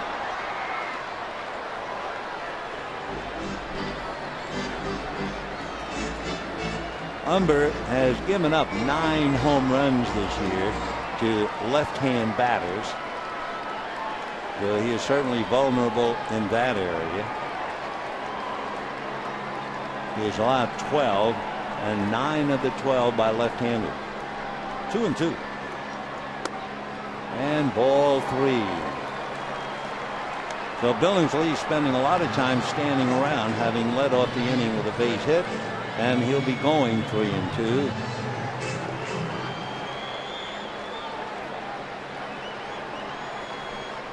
Konerko surprisingly holding him on with Ethier up. Now he gets back in a hurry. And it's ball 4. Gets by Przinsky. Billingsley will hold at second. So Ethier walks. 2 on with 2 out, and Jerry Hairston coming up. So they give Hairston a cleanup spot, and all he's done is come up, and he's had 5 men on base ahead of this. So he's now had 7 men on base in his 3 at-bats. 2 on in the first inning. He hit into a double play. Bases loaded in the third. He had a scoring fly ball. And now here he is again with 2 on. So Hairston is 0 for 1, hitting .330. Umber has been in trouble since the national anthem.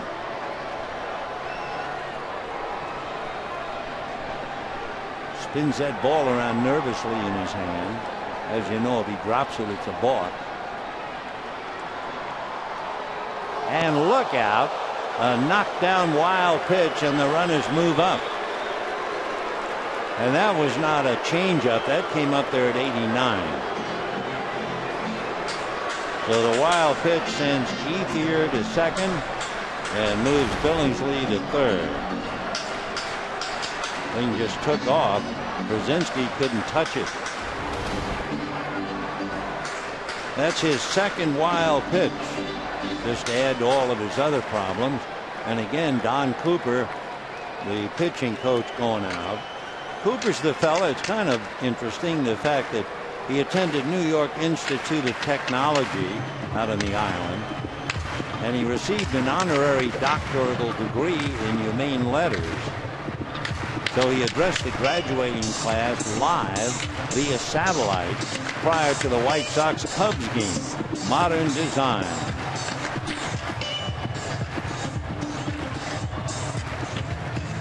Well, you're looking at a very imperfect and troubled pitcher. But in Anaheim, Irvin Santana has pitched a perfect 6 innings against Arizona. The Angels lead 2-0 on a Mark Trumbo 2-run home run in the first inning. But Santana, a perfect 6. High foul behind the plate. Przinsky coming back. No play.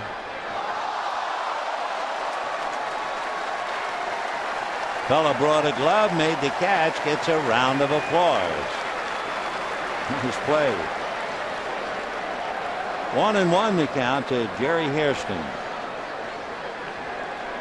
Runners at second and third. 5-4 White Sox in the 4th inning.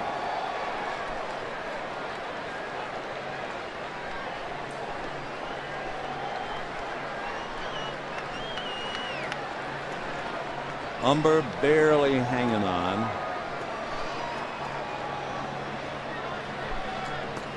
And ball 2, 2-1.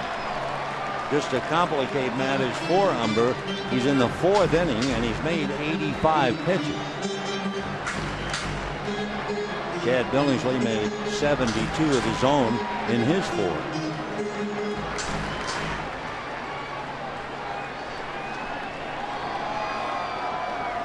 Two and 1. And a little flare. Here comes Ramirez to make the diving catch. So for Hairston, a little blooper. Ramirez saves the day for Umber, who's hanging on. And at the end of 4, 5-4 White Sox.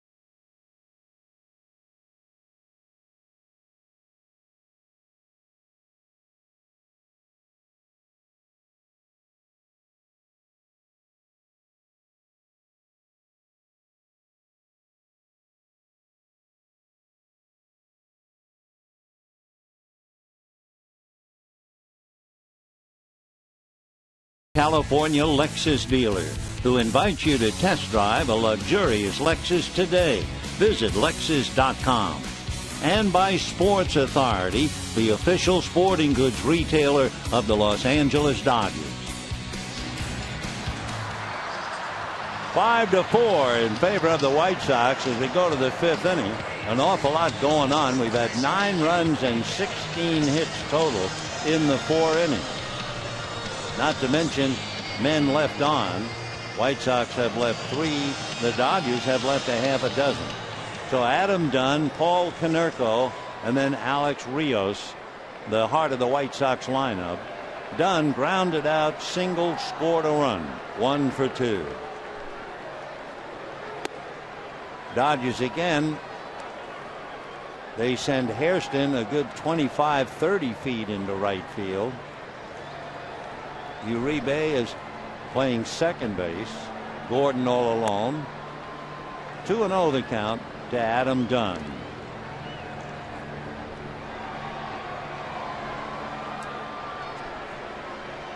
Dunn's been with the Reds, briefly with the Diamondbacks, the Nationals, and the White Sox. He had an unbelievably bad year last year for the White Sox. He hit .159 and 11 home runs, but he has certainly turned things around. Check for a strike, 3-1.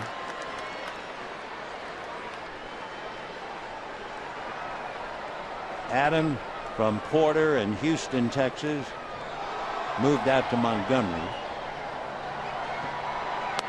and draws the walk. The Chicago White Sox were retired in order in the first inning. That's it. Every other inning, everyone else getting on base. For Billingsley, he has hit a batter. That was Ramirez, who promptly scored the tie-breaking run. Now he walks Dunn, and here's Konerko. Double to right, and rarely struck out in that situation, but strike out he did with the runners going in the third inning. And ball 1 to Paul.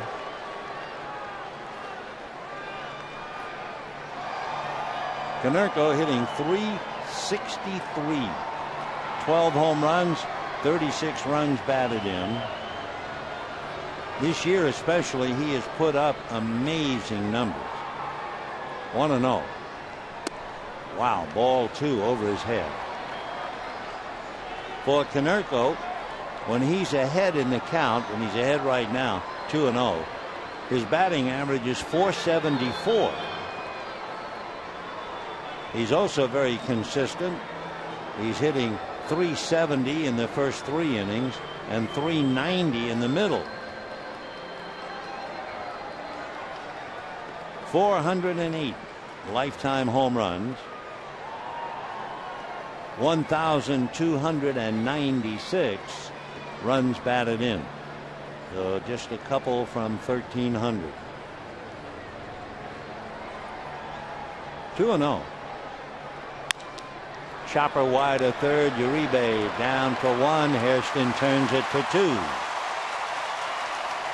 So Konerko hits into a double play, his 8th. And with 2 out, the batter will be Alex Rios.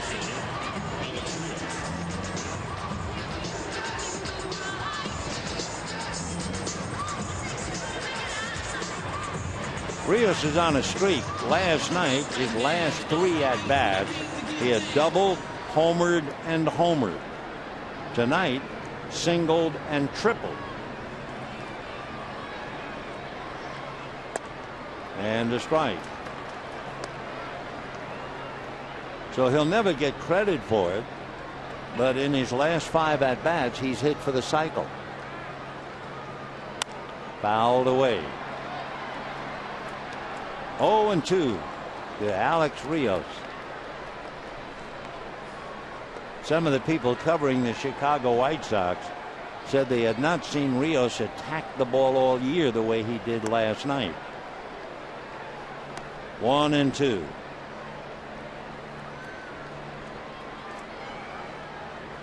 5-4 White Sox, 5th inning.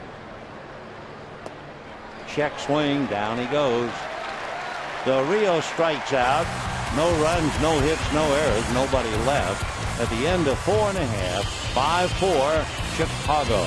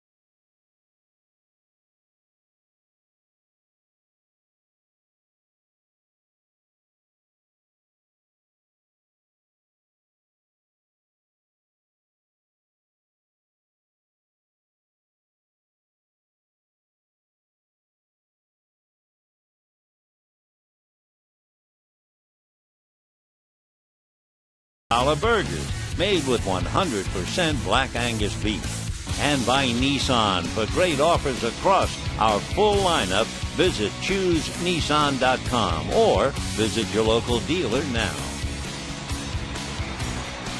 Bottom of the 5th inning on a beautiful evening. Not so beautiful for the pitchers. They have each labored. The White Sox lead 5-4. Umber will now be facing Abreu, Ellis, and Loney, and if anybody gets on, Uribe. Bobby Abreu, 2 for 2, both times going the other way, singles to left. So they kind of pinch up the left side of the infield a little bit, and a strike.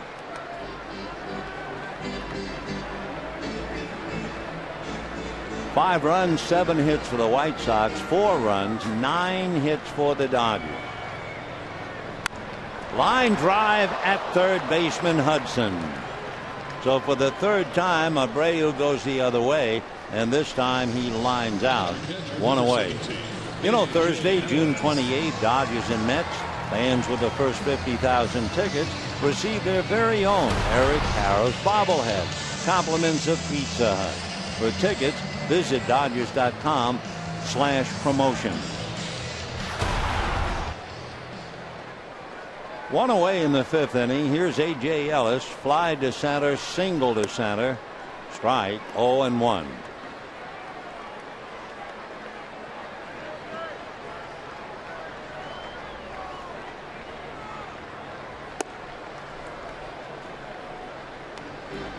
One ball and one strike the count.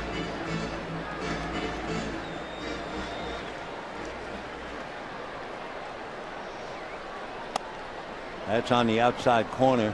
1-2. Dodgers have not been retired in order, but they've also left 6 men in 4 innings. 2-2.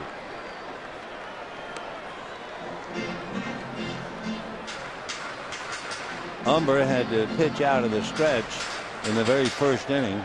He had a very tough battle with D. Gordon. Check swing, down he goes. 2 out. In the first inning, Gordon had a 9-pitch at bat, and he fouled off 5. And by the time that at bat was finally recorded, I'm sure Umber felt he was going to be in for a difficult night. So here's Loney. Fly to left, single to left.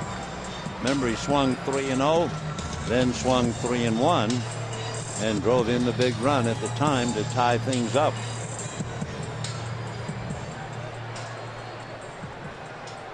Two out, fifth inning, 5-4 White Sox.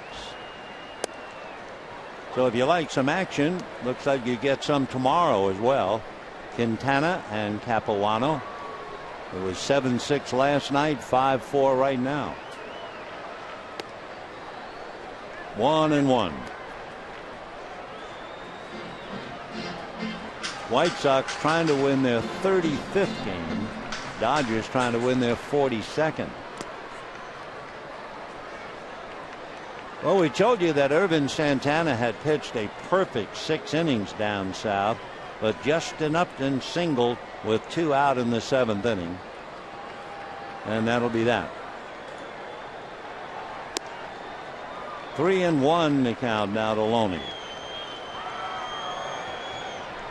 Umber has had a couple of wild pitches. He's walked 2. 3-2.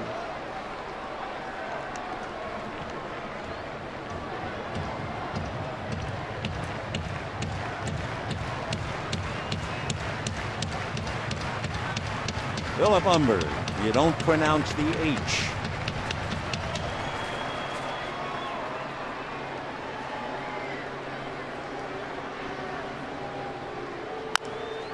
Little dribbler up along first. Umber will shovel it to Konerko, and that's it. So at the end of 5, it's 5-4 White Sox.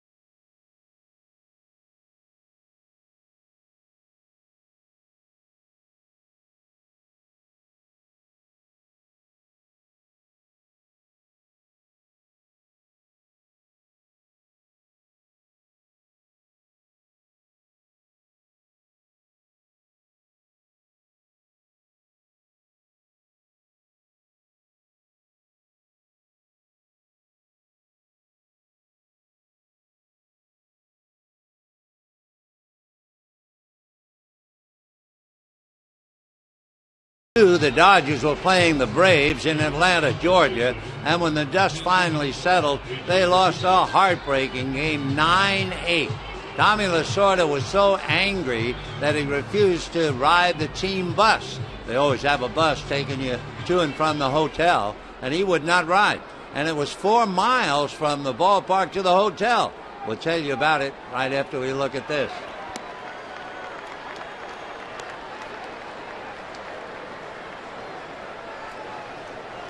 That was a night in Atlanta.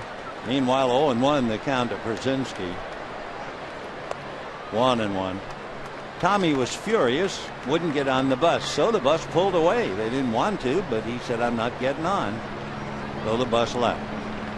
And Tommy started to make a 4-mile walk back to the hotel. Foul back.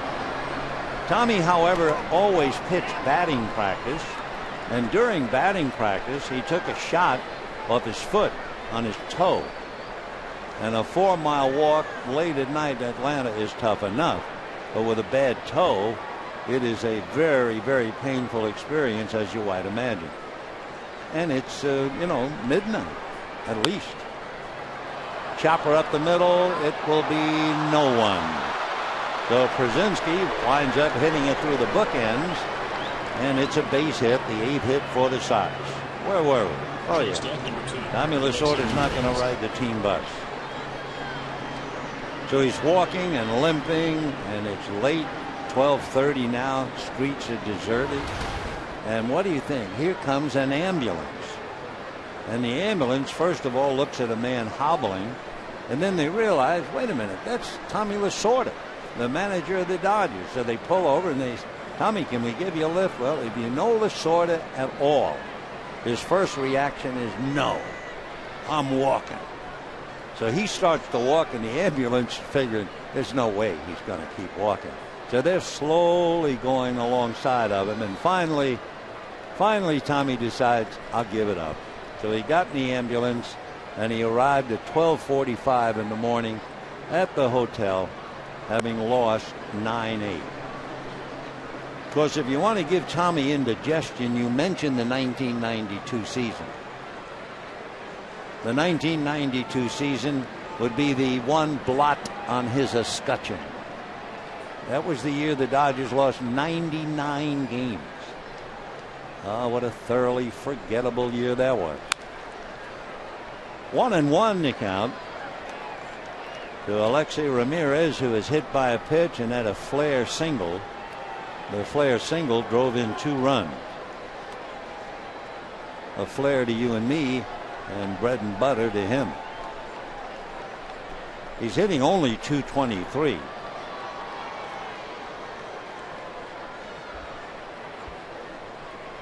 Down in the Dodger bullpen, Scott Elbert is warming up. Big bouncer to Hairston. He'll make a tag and throw late at first. So Przinsky is tagged out. Ramirez safely aboard. And Orlando Hudson will be coming up. And of course you will expect, at least you'll think about Ramirez trying to steal. He has stolen 9 out of 10, picking up number 9 in the 4th inning. And you will especially think he might go because Umber might not show up at the plate. Jordan Danks, a left-hand batter, is out on deck to pinch hit. Yeah, they're going to have to keep an eye on him. Meanwhile, the Dodgers are certainly keeping an eye on Billingsley. He's made 90 pitches, and he has 1 out in the 6th inning.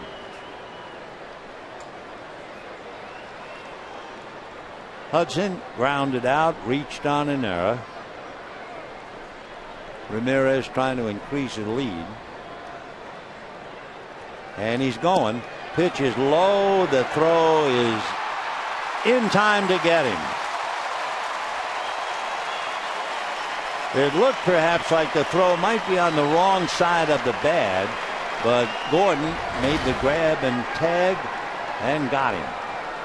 It looks like it's over there, but look how quick Gordon is to bring it down. got his man. So 2 out. And Hudson up there, 1 ball and no strikes. High drive to center. Going back is Herrera. No runs, 1 hit, nobody left. And at the end of 5 1/2, White Sox 5, Dodgers 4.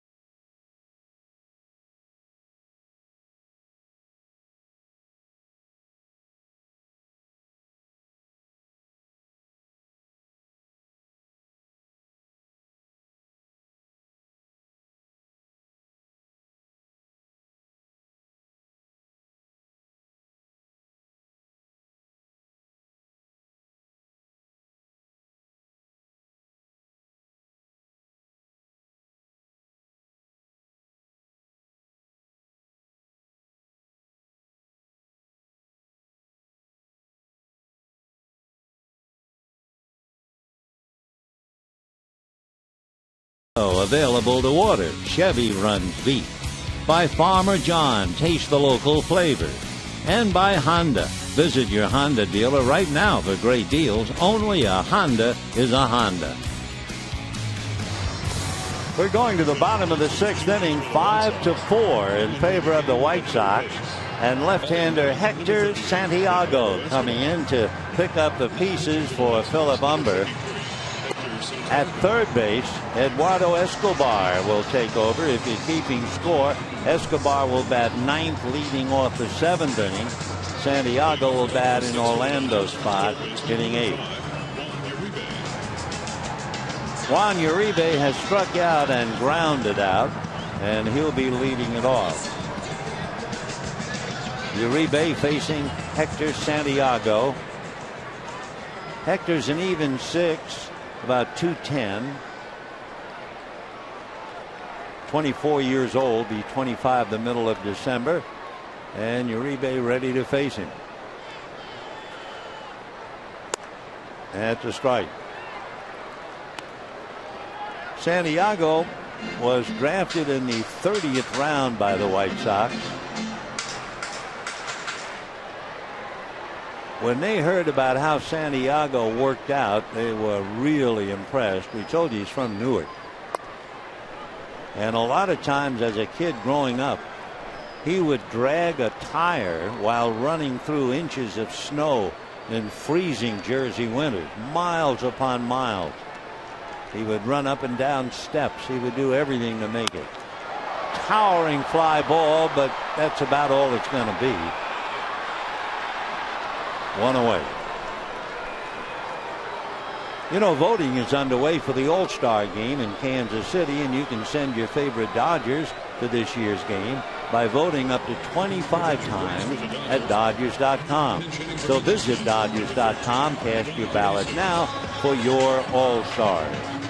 Ivan DeJesus, who came off the bench last night and had a key base hit to right field, will now come up and bat for a weary Billingsley, who not only made 92 pitches, but ran the bases, going 2 for 2.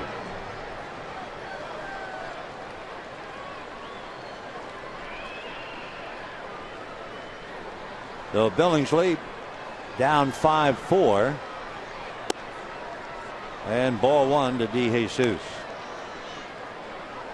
Remember we told you that the Giants and Tim Lincecum were leading Seattle 4-2 in the 5th inning? Not anymore. Ichiro singled home 1 run. Lincecum wild pitched the tying run. And then after a single, Boshi lifted Lincecum. So he goes out in a game that's tied 4-4. Right. Coming into tonight's game, the Giants were 9 under 500 when Lincecum pitches and 18 over 500 with everybody else.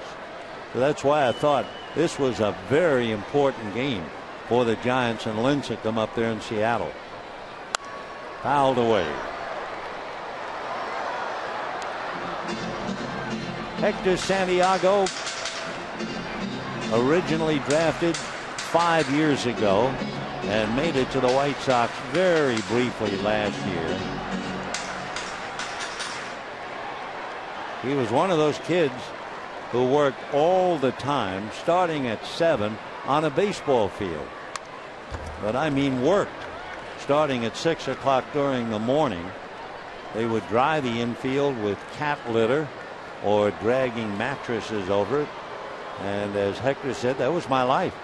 Working with my father and my brother, either working on a baseball field or playing on it.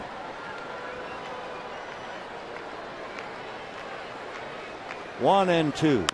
Looked like a change and a fly ball to right field. At the other end of it is Rios. Gunn says 75 miles an hour. So we would assume that's exactly what it was. With Santiago, you get a fastball, a fair slider, a changeup, and really what's turned out to be the biggest revelation for Santiago was the development of a screwball. Former Brewers pitching coach down in the Puerto Rican League was able to teach Santiago how to throw the screwjee. So I think that 75-mile-an-hour change that we thought might very well have been the screwball. That's a strike. 2 down, 6th inning, 5-4 White Sox.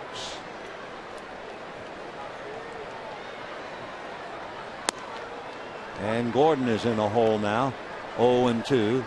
Deeb had a 9-pitch strikeout in the 1st inning when he fouled off 5. Single to center, scored a run, and flied out. That's on the corner. So Santiago comes in, makes short shrift of the Dodgers. And we're heading for the 7th. 5-4 Chicago.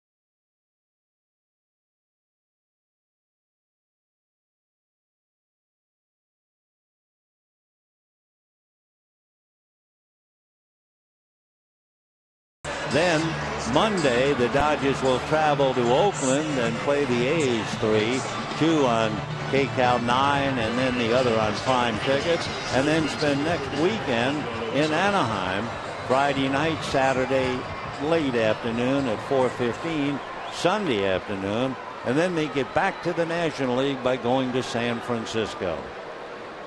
Now in the 7th inning, 5-4 White Sox. Escobar will lead off against Scott Elbert, and ball 1, 1-0.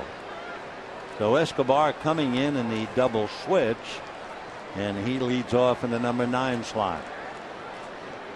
Eduardo Escobar. Fouled away. Escobar appeared briefly defensively last night, struck out in the 9th inning. He's from Aragua in Venezuela, signed as a free agent by the White Sox, came up with a cup of coffee last year. 1-1. 5'10", about 165 pounds, 23 years old.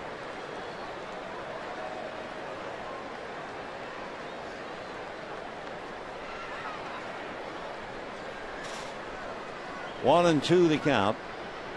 Down in the Dodger bullpen, Jamie Wright is up for a second time. Escobar runs very well, but he doesn't play much. He's 1 for 1 in stolen bases. In the minors, he stole as many as 20.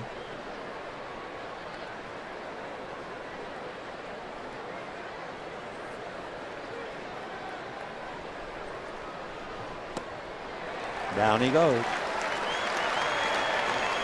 So Escobar strikes out, 1 away for Scott Elbert. Gad Billingsley went 6, allowed 5 runs and 8 hits. He himself had 2 hits, and the difference was a hit batter, a stolen base, an error by Jerry Hairston on the easiest ground ball, and then the force play when Diaz was able to avoid the double play, and that's the difference. Here he is, 0 for 3, 0 for 8 in the series.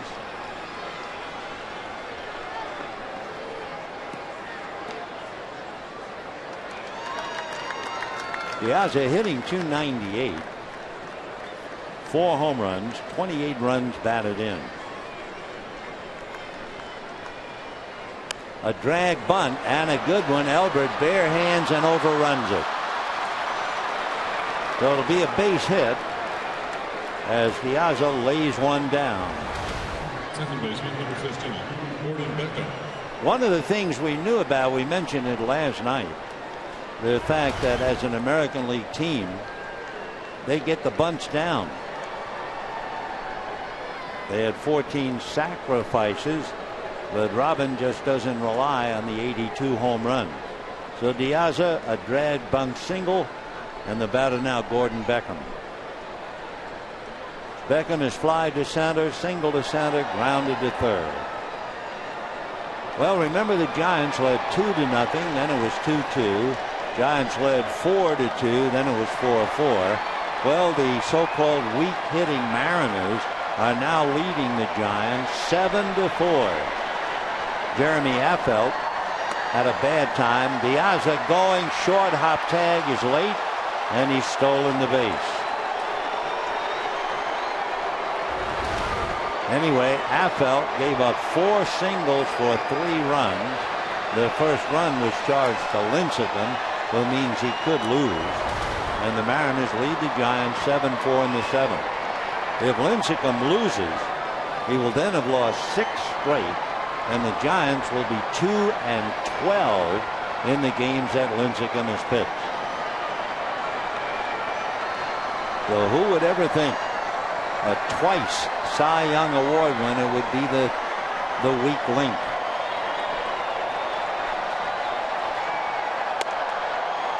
One and one to Beckham.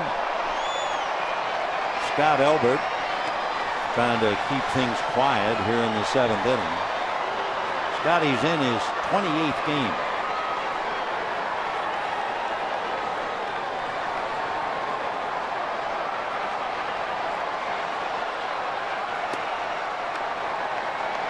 2-1. Beckham looking to see if there might be a sign. Bill McEwing didn't even turn to look at him. 2 balls and 1 strike.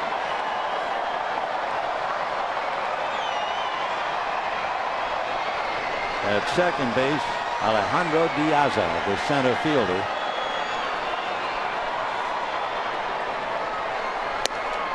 Good fastball, good swing. Fastball wins. It came up there at 94.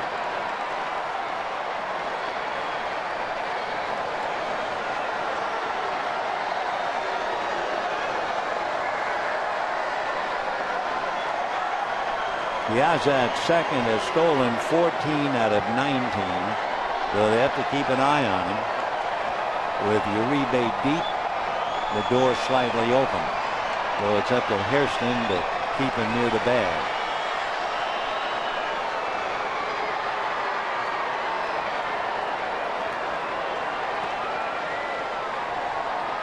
Two fellas who do the running. Piazza 14 out of 19. And Ramirez 9 out of 10. So down goes Beckham, and the batter will be Adam Dunn. High fastball to put him on the shelf. Dunn grounded out, single to center and walk, scored a run on the triple by Alex Rios.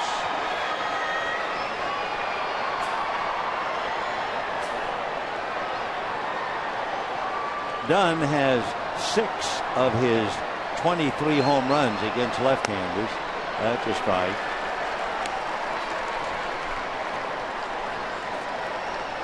He's got 12 of his 23 home runs on the road.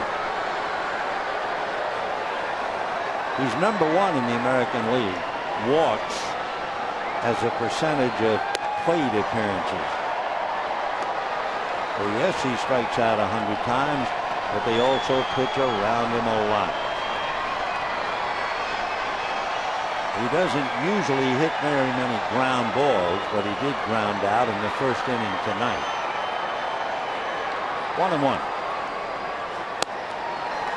2-1. Adam, 23 home runs, 19 singles. 6'6", and around 270 pounds.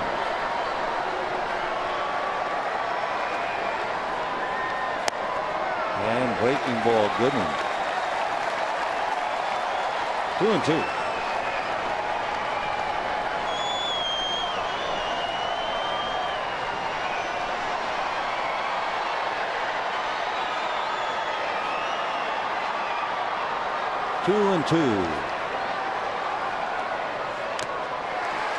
Fouled at the plate. When Adam was in high school, after hitting his first home run at age 4 in T-ball, he hit one of the longest home runs in the history of Texas high school baseball. He was a junior. He hit the ball to dead center over the pine trees, and they estimated the ball went over 500 feet before it hit the ground. And he was a junior in high school. Ball 3. So they have put the name Dunn and home runs together. And strikeouts, let's face it.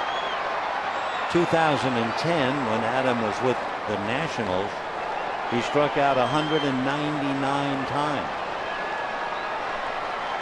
3-2. Fouled away.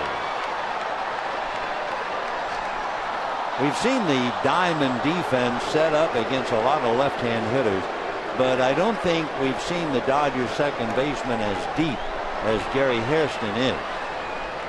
He's like the rover in the kids league where you can play anywhere out there. 3-2 to Adam Dunn. High fly ball slicing down the line, chasing in the corner and watching it foul Bobby Abreu. So the left-hand hitter, Bobby, was playing quite a ways over towards left center. That lazy fly ball almost went out.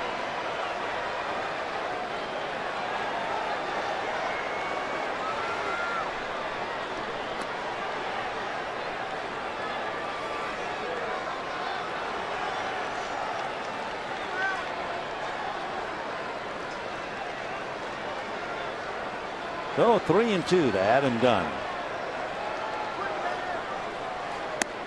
And he walks. So quite a battle, and Dunn draws the walk for the second time tonight. So Dunn has 52 walks and 100 strikeouts, along with the 23 home runs. But the danger now of walking him is you bring up Konerko, the right-hand batter, against Elbert. So that was a big walk as the Sox tried to add to a 5-4 lead. Konerko doubled, struck out, and hit into a double play and hold everything. Because of that walk to Dunn, we're going to have a change of pitcher. That's how important that walk was. They do not want to allow Elbert pitching to Konerko. They'll try their hands, I believe, with Jamie Wright. Yep, here comes Jamie, and we'll be back.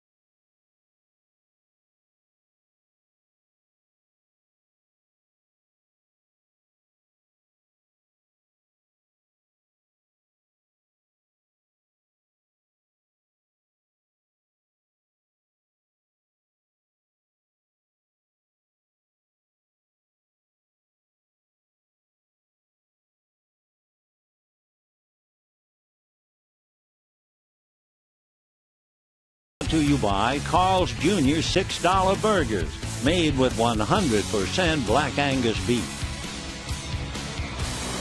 White Sox lead 5-4, and they're trying to add to it. They have runners at first and second with 2 out, and with Paul Konerko coming up, they bring in Jamie Wright. Jamie 3-2 in his 23rd game. Konerko is 1 for 3 as he checks in at the plate.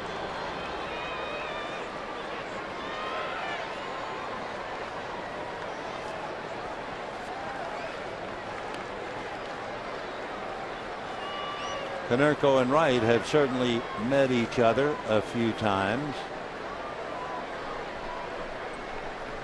Konerko with 4 hits in 19 at bats against Jamie Wright. 2 on, 2 out, and a strike. Jamie Wright, much traveled, originally signed by the Rockies. He's played for the Rockies and the Brewers and the Cardinals and the Royals, back with the Rockies and the Giants, the Rangers, the Royals, the Indians, and the Mariners. He's been with 10 different teams. And it's a slicing fly ball, Ethier right there, and that's it. So Jamie comes in, shuts down Konerko, and we're heading to the bottom of the 7th with the Sox leading 5-4. And the crowd now will be asked to sing God Bless America. Ladies and gentlemen, at this time we ask that you please rise and join in the singing of God Bless America. Accompanied by Nancy B., please welcome back Jen Hirsch.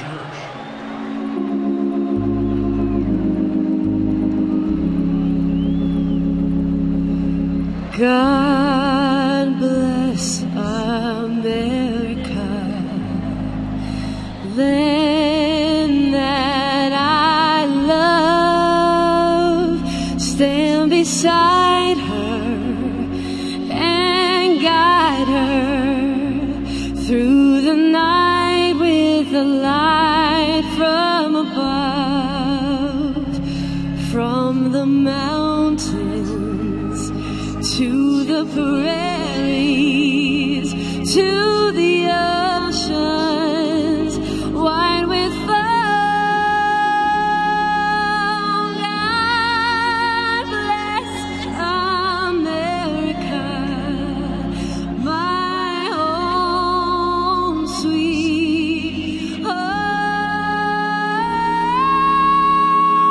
God bless America,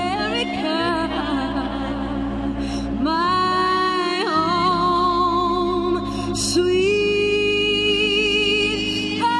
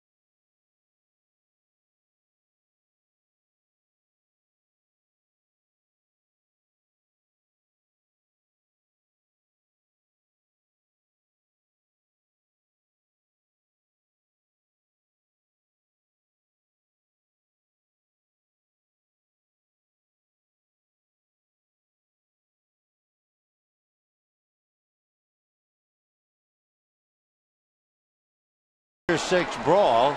It was 5-4 by the time we got into the top of the fourth inning.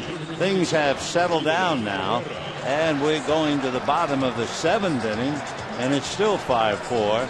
Dodgers will have Herrera, Ethier, and Hairston in that order. Ilion Herrera playing center field tonight. Walked, flied to right, and struck out. 0 for 2, hitting .290. Lays off a high fastball. 1 ball and no strikes. So Hector Santiago right now is trying to hold on to this one for Philip Umber.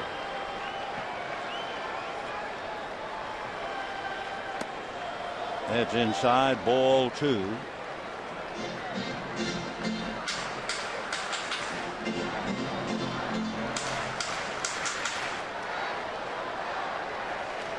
Two balls and no strikes.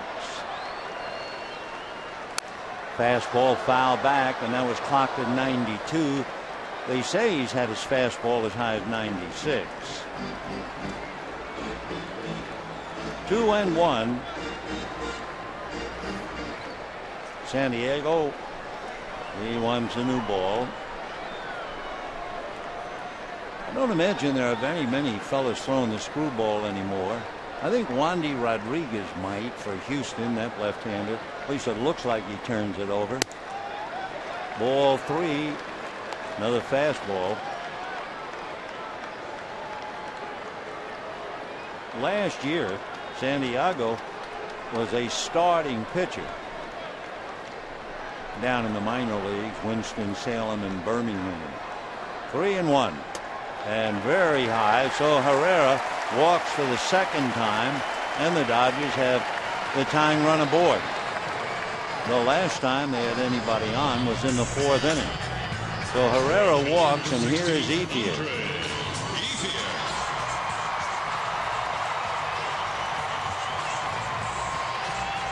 Andre Ethier, single to right, single to center, and walked. Scored one, hitting .296. Check to see if the Dodgers had seen Santiago. Nope. So Mr. Ethier, meet Mr. Santiago, and here we go. Ball one, very high. AJ going out to talk. Down in the bullpen, Nate Jones, whom we saw briefly last night, a right-hander, begins to warm up. Elian Herrera has stolen 3 out of 4 as he stands at first base.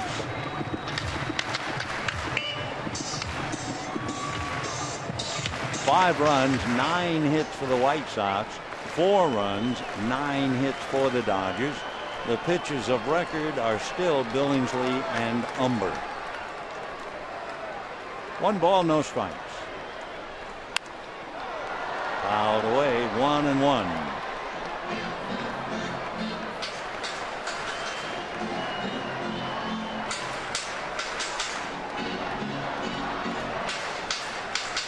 Now Ramirez coming in to talk to his pitcher Santiago. Hector says he throws the screwball holding it the same way with the straight change, only he just turns the wrist inwardly. 1-1. Throw to first.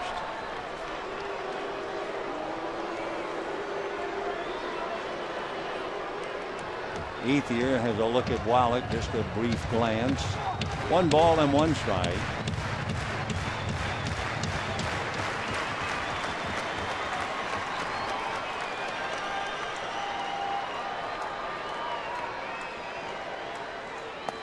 Way off the plate, ball 2.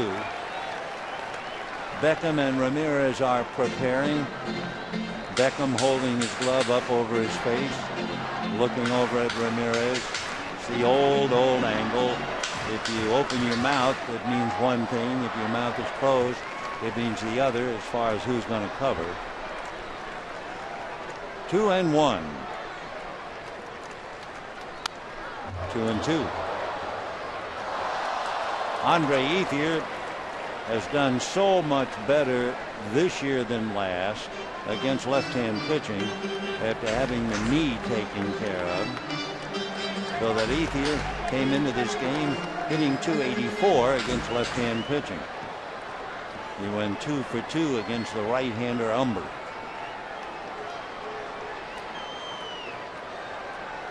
Andre has 2 home runs against left-hand pitching. There goes the runner, and Pierzynski has the ball fly out of his hand. So Herrera steals second. The Sox were looking for it, and then Pierzynski just couldn't handle the ball. And now let's see. Robin Ventura going out to the mound. Now that the stolen base with first base open, I don't think there's anything wrong with Santiago. They have Nate Jones down in the bullpen, and that's going to be it, and we'll be back.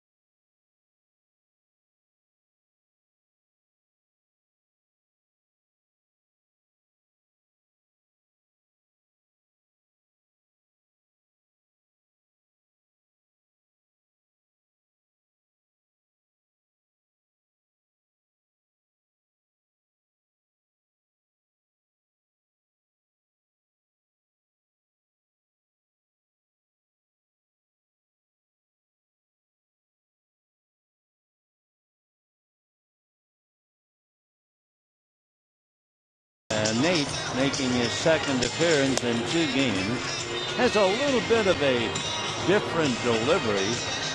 Just kind of makes a little loop with his right arm as he starts to bring the ball back. It's slightly unusual in the art of pitching. Noticed that last night, first time we've ever seen him pitch. Nate's from Kentucky. 5th round pick by the White Sox. 26 years old. Came up to the White Sox this year for the first time. Basically, when you talk about Jones, you talk about his curveball. Then he has a fastball that's been clocked almost to 100 miles an hour, a changeup, and a cutter slider. So he brings a little to the dance, and we'll see how he goes right now. 6'5", 190. Lives in Covington, Kentucky, which is just across the river from Cincinnati. Jerry Hairston was the cleanup hitter tonight, and he has come up with men on base every inning. 1st and 3rd in the 1st inning, hit into a double play. Bases loaded in the 3rd, had a scoring fly ball, popped up with 2 on in the 4th. So he had 7 men on in his first 3 at bats.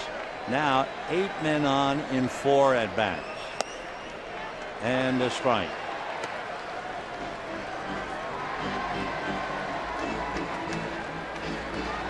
Oh, 1 to Jerry, hitting .327. It was his error on an easy ground ball in the 4th inning that right now is the difference in the game. 1-1. And as we told you, Jones has been clocked at 100, and the Dodger gun says he just hit 100, despite the fact he loops that right arm.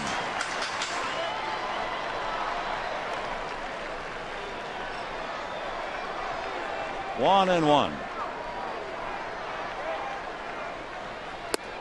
Fastball just takes off on him. That was 97.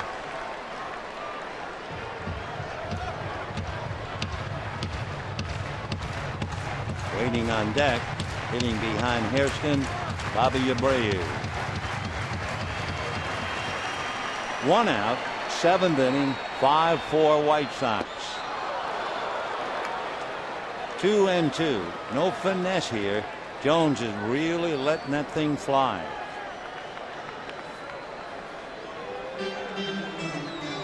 Jones 3-0, has walked 11 and struck out 33, so he is exactly 3-1. 2-2.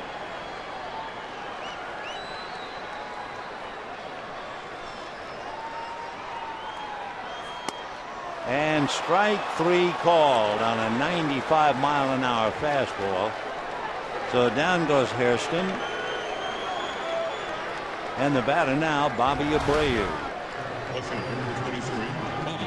The fastball had late run on it. It looked like it was going to be outside, and then it just ran back across and got the corner. So with Abreu, we'll see what the destruction and construction will be as far as Don Cooper, the pitching coach, going out. What do you do with Abreu?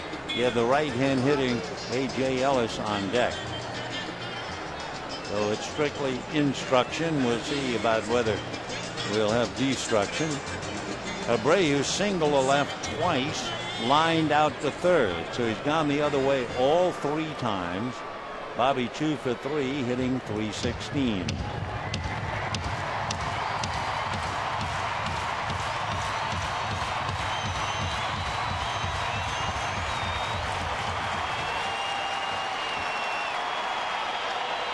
Right-hand batter A.J. Ellis on deck. Herrera at second with 2 out. First ball swinging high, pop fly. Ramirez, the shortstop. So Abreu doesn't hang around, pops it up, and the Dodgers lead the tying run at second base. At the end of 7, 5-4 Chicago.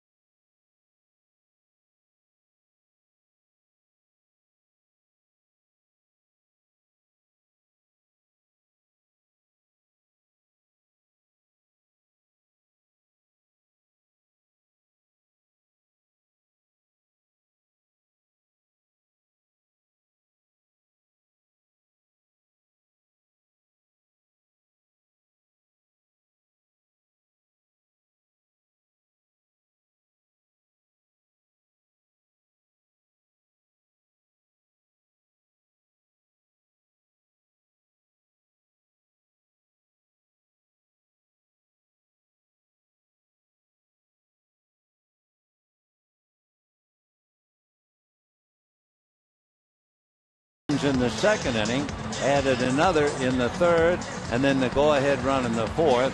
Dodgers put on quite an offensive show in the third inning when they scored all 4 runs on 6 hits and a scoring fly ball. So now we've arrived at the 8th inning, and Jamie Wright getting ready to face Alex Rios, A.J. Pierzynski, and Alexei Ramirez. They finally got Rios when they struck him out in the 5th inning. Ball 1. His last 3 at-bats last night, double, home run, and his first 2 at-bats tonight, single, triple. Because he won't be allowed to take credit for it, but he's hit for the cycle in consecutive at-bats. 1-1 to Alex Rios. I think he's annoyed about fouling that pitch off. You get one you think you can hit, it's like losing the fish. 1-1. Ball 2. Jamie Wright, if he's around the plate, Rios will go after it. Average number of pitches for Rios in an at-bat, 3.3. So he's not up there very long, usually. Now he is 3-1. Alex gives you a good strike zone. He's 6'5", 195. Jamie Wright is 6'5", 210. Gordon on it. 1 away. We're in the 8th. 5-4 Chicago. Now A.J. Pierzynski, the catcher, struck out, grounded out, flared a single. So he's 1 for 7 with 3 strikeouts so far in the series. Hitting after A.J. Alexei Ramirez.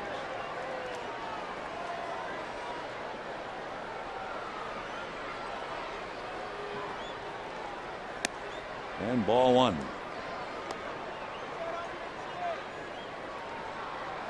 Down in the bullpen, right-hander Jesse Crane, who appeared briefly last night, gave up a run. He's in the pen.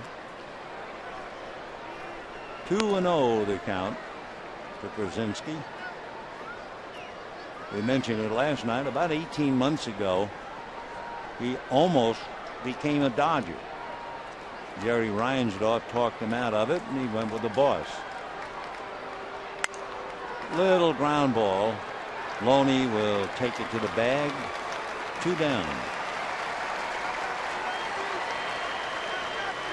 So Jamie has retired 3 in a row. Now he's trying to get the shortstop Ramirez, who had a flare single in the second inning. Pop fly just beyond Gordon and just in front of Abreu and Herrera. The little pop fly drove in 2 runs. And then in the 4th inning, he was hit on a 71-mile-an-hour pitch. Promptly stole second, reached third on Jerry Hairston's error. Came home as Diaza hit into a force play, and that's the difference in the game. 5-4 White Sox. Backed off, flinched on the curveball, and it was in for a strike. 0-1.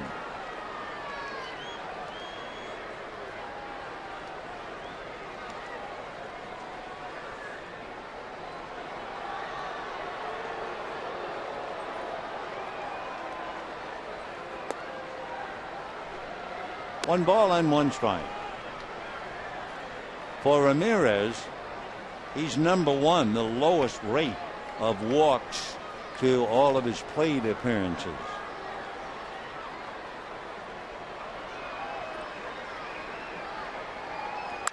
Shot up the middle, behind the bag, and no play for Hairston. So Ramirez hits one right between the legs at Jamie Wright. A 2-out single Now Santiago would be due up, and his spot was occupied by Jones, and Jones will come out, and Dean Viciedo will be coming up to bat. Attention please for the White Sox pinch hitting number 24, Diane Viciedo. Viciedo is from Cuba. Diane hitting .260, 12 home runs, 29 runs batted in. Of his home runs, 12, 8 have been hit at home. He rarely walks, and his strikeout to walks is 8-1. So he's up there to hit. Foul ball, 0-1. Diane Viciedo from Cuba. He played on Cuba's big star when he was 16 years old. Early teens, he was on Cuba's junior national team. He got out of Cuba by traveling by boat to Mexico, crossed the U.S. border, traveled to Miami, joined some of his family. At one time, his agent called him the Babe Ruth of Cuba. 0-2. He's 5'11" and checks in about 240. The difference, we talked about the ratio of strikeouts to walks. He has walked 6 times. He has struck out 49 times. And 0-2. Big bouncer, Uribe. So that's the inning. And at the end of 7 1/2, White Sox 5, Dodgers 4.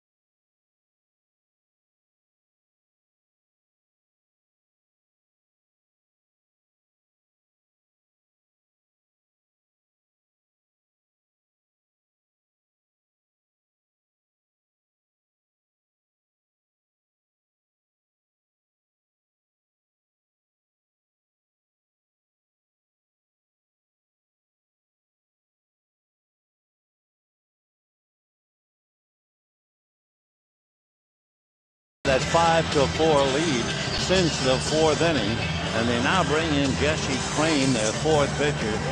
Jesse's out of Toronto, Canada, lives in Minnesota, and went to school at the University of Houston. He was born in Toronto, but really raised in Colorado, lived in Boulder, and then moved on to Minnesota. Jesse, 6'1", 205-pounder. He'll be 31 the 5th of July. He was an excellent two-way player for the university. He was a shortstop at Houston and their closer. Basically, if you're A.J. Ellis, you check the charts and you find out Crain, fastball, two-seam sinker, curveball, and an occasional changeup. About 2 years ago, Crain added kind of a slurve, kind of a combination curve and slider. Fastball at 95, ball one. Ellis flied to center, single to center, struck out. So Umber, Santiago, Jones, and Crane, Billingsley, Elbert, and Wright. 2-0. Crane came in last night in the 6th inning and started pitching to Herrera, who doubled to right field against him. That's a strike. 2-1.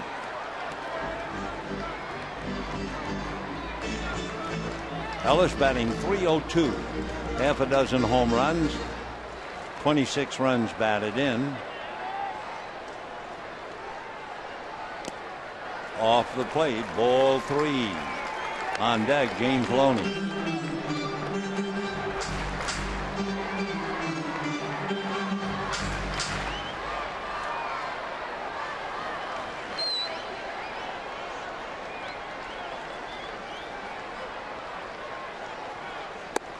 Fastball for ball 4.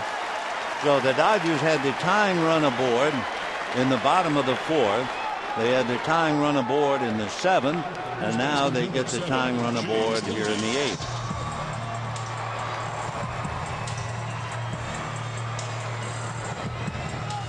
James Loney flied to left, single to left to drive in a run, and hit back to the box.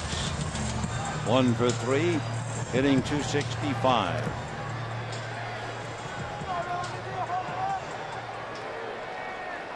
Loney with 2 home runs.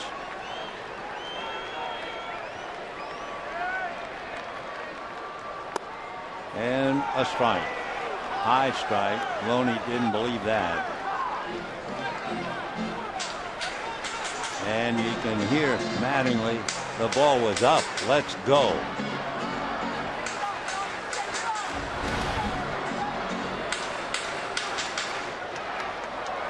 What do you think? Didn't look like that bad a pitch on the replay. 0-1 the count. Chopper to Konerko. He goes to his shortstop. The return not in time. So they get the force play. 3-6. And the batter will be Juan Uribe.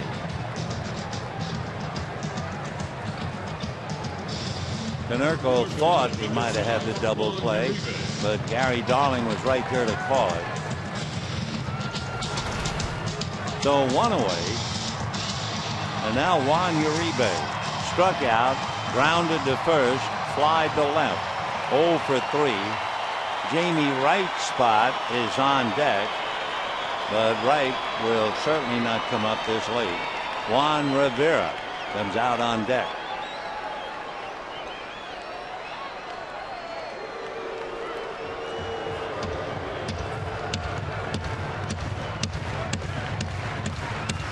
Loney has been involved in 3 stolen bases, and he is 0 for 3. So a very short lead. So if he's gone, it's hit and run. Ball 1. 5 runs, 10 hits for the White Sox, 4 runs, 9 hits for the Dodgers. An unearned run is the difference in the game. In the Dodger bullpen, Josh Lindblom begins to warm up. Time.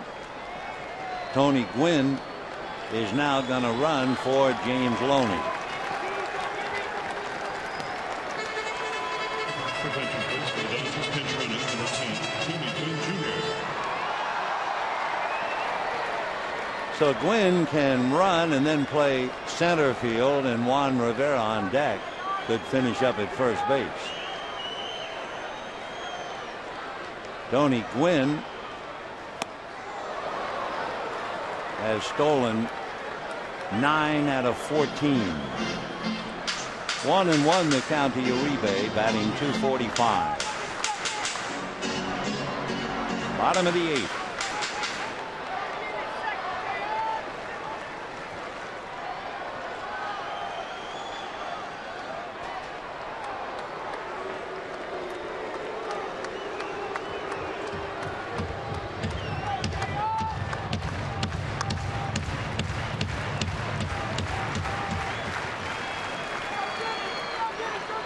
Well, it's all over in Seattle, and the Mariners beat the Giants 7-4. 1-2 the count. The sad news for the Giants, Tim Lincecum. Lincecum, the loser. His record is now 2-8. The Giant team record when Lincecum pitches is 2-12, and Tim's earned run average is 6.19. There goes the runner on the foul ball. So Gwynn figured to be moving, and it's fouled off.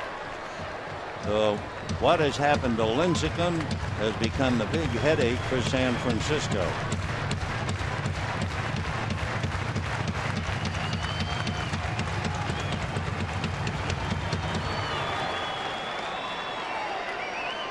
Umber, Santiago, Jones, and now Crane. 1-2 to Uribe. Gwynn is not going. Check swing. Strike 3. So Uribe strikes out twice, goes 0 for 4. And Juan Rivera will be coming up to bat for Jamie Wright. Tried to hold up. Down he goes.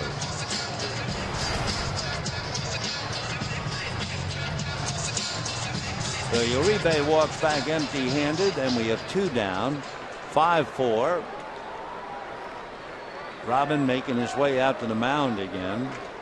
In fact, he has sent Don Cooper out, so hold off.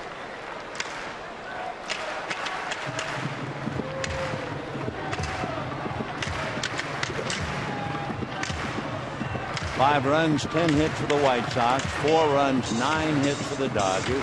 Juan Rivera waiting to have a chance to change things.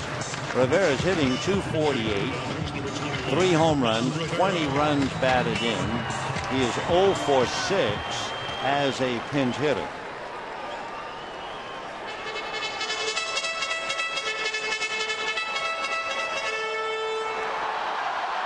Rivera, remember, was on the DL and reinstated June the 4th. He missed 24 games with that left hamstring strain. Since coming back, he's .250. So with 2 out, he'll look for Gwynn to try to run. And so do the White Sox.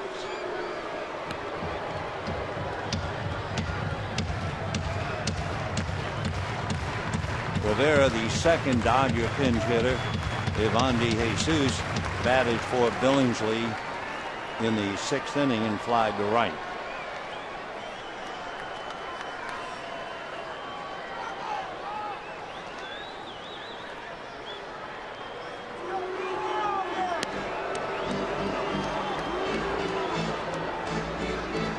Bottom of the 8th. Gwynn running for Loney is the potential tying run. Tried to go once, and Uribe fouled off the pitch. Not going. 1 ball and no strikes to Juan Rivera. Juan from Venezuela, lives in Guarenas, originally signed by the Yankees. He'll be 34 in July. Gwynn does not go. Could kind of a walking lead, and that drew Krasinski up out of his crouch. 1-1. Krasinski checking with Ventura to see about a pitch out.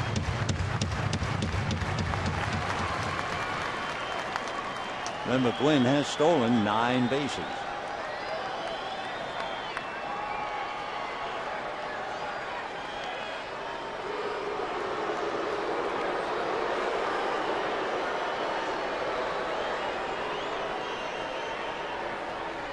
So Crane has a lot to do right now. Keep an eye on Gwynn, get Rivera. Krasinski has checked again with Ventura to see about a pitch out. 1-1. There he goes. The pitch is outside. The throw, and tag got him. Nice play by Beckham. The one-handed and tag Gwynn going in. So the Dodgers rolled the dice. It didn't work. And we're heading to the ninth. 5-4 White Sox.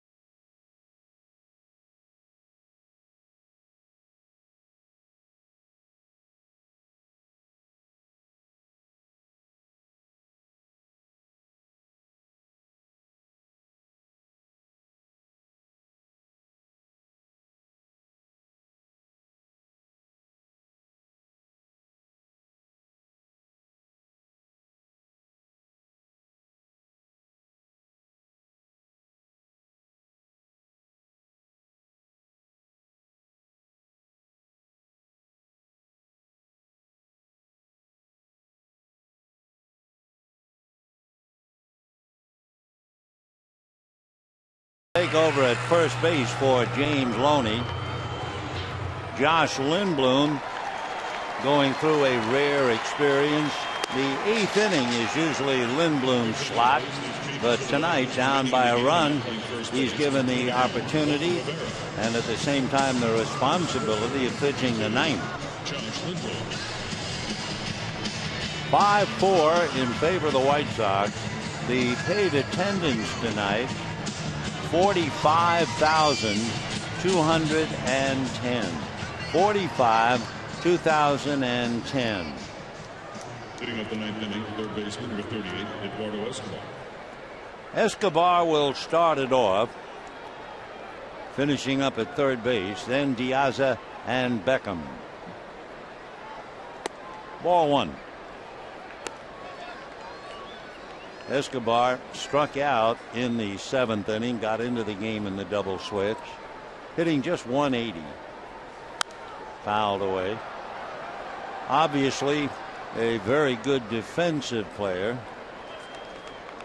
From his numbers, he doesn't bring very much to the offense yet. Just 23. 1 ball and 1 strike. Ball 2. 2-1 the count. Lindblom trying to get some outs.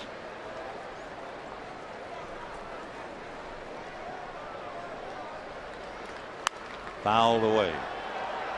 Escobar, born and still lives in the same town where Bobby Abreu was born, Aragua in Venezuela.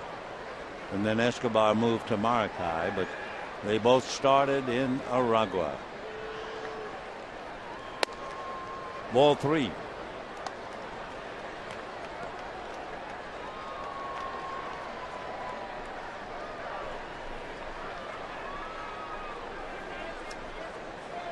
Three and 2 the count. Escobar, pretty good speed, so if he gets aboard would be a problem. And he is aboard. So the walk to Escobar puts a rabbit out there at first. And the batter now will be Diaz, another guy who runs well.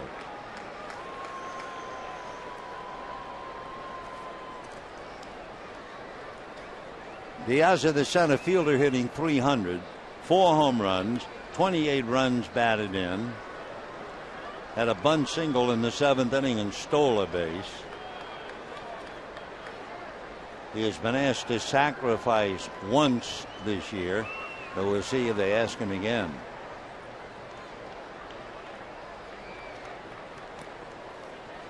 A couple of right-handers begin to warm up in the White Sox bullpen.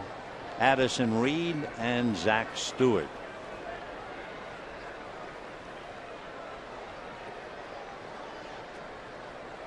That's the bunt down.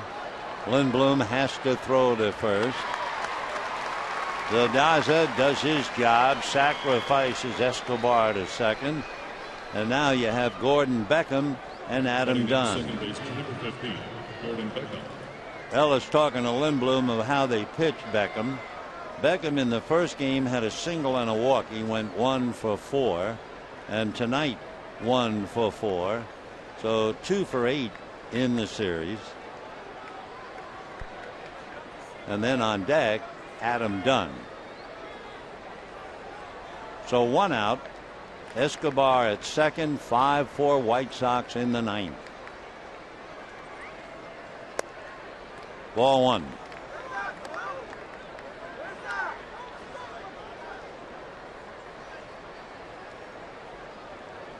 White Sox began the night a half a game ahead of Cleveland. Escobar at second, 1 away.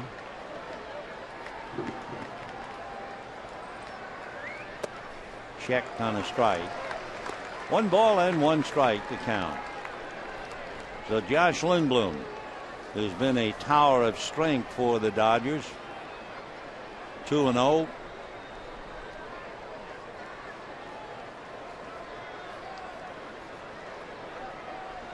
One and 1.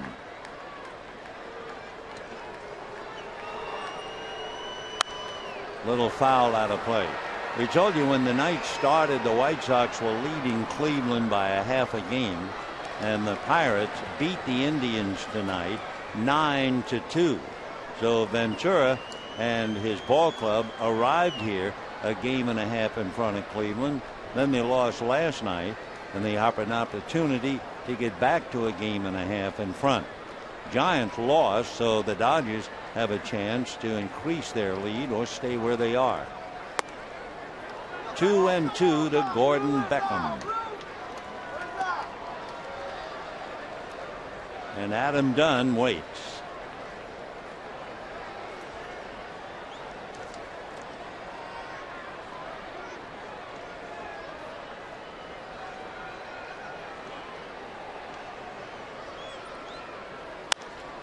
Popped up right side. Hairston.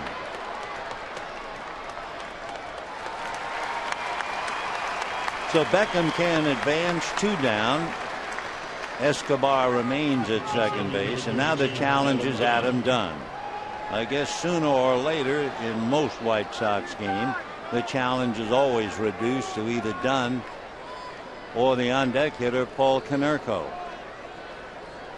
Again, the Dodgers load up the right side, only this time D. Gordon is on the second base side of the bag, and Uribe is all alone on the left side.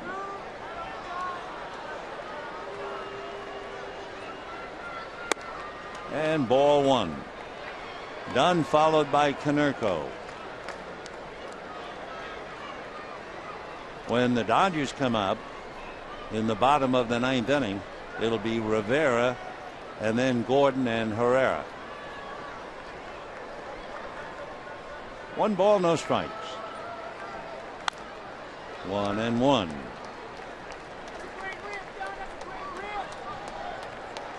Concluding game of the series with the White Sox tomorrow at 1:10. Jose Quintana and Chris Capuano.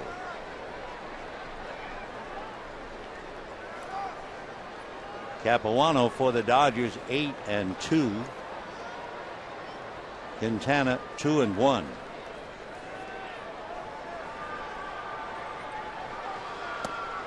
In there. Off speed. 1-2 the count to Adam Dunn. Grounded out and singled, scored on Rio's triple, and then walked in the 5th, walked again in the 7th.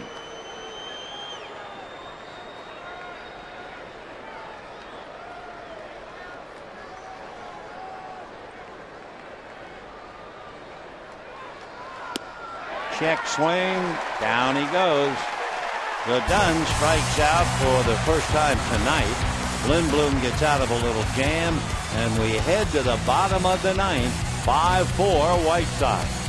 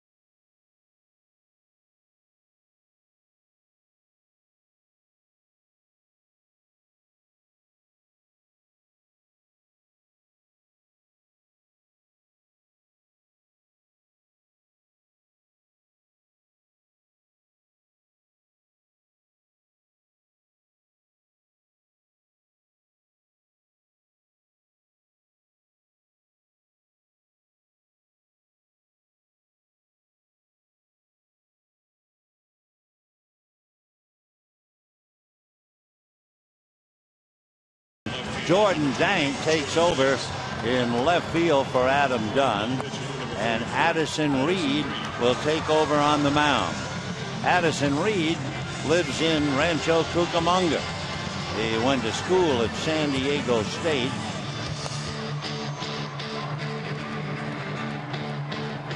Years old, 6'4", 215 pounds.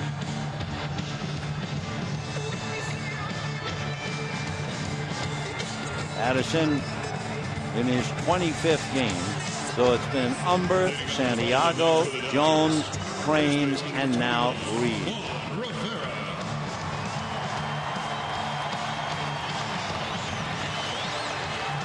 Juan Rivera will be first up, then D. Gordon. And Reed has taken his warm-up. Remember, Rivera was at the plate when Tony Gwynn was thrown out trying to steal to end the 8th inning. So Rivera will begin the 9th against Reed. In looking at Reed's numbers, among other things, with a record of 1-1, ERA almost 4.5. 8 walks, 23 strikeouts. So Rivera settles in and the battle begins. When Reed was pitching at San Diego State, he succeeded Steven Strasburg.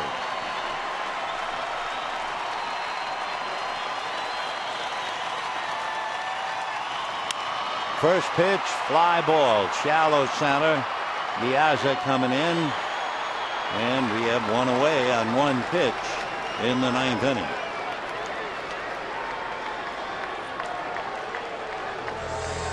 So that'll bring up D. Gordon, who is 1 for 4, striking out twice, single, scored a run in the 3rd inning.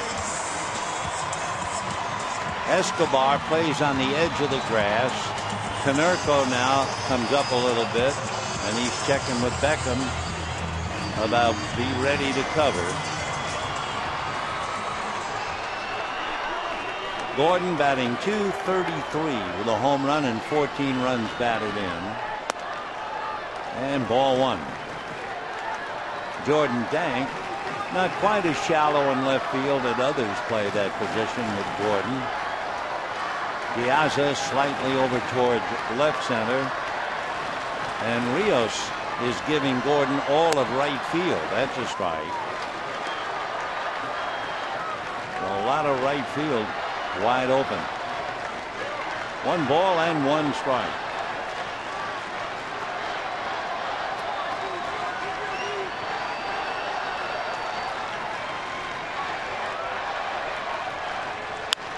comebacker.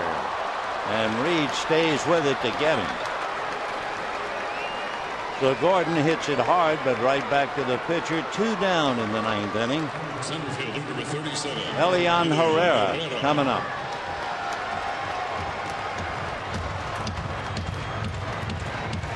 $45,210 came into the ballpark tonight. Hope you'll be out here with us tomorrow on Father's Day.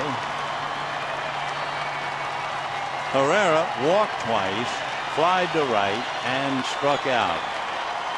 Well, Elian 0 for 2.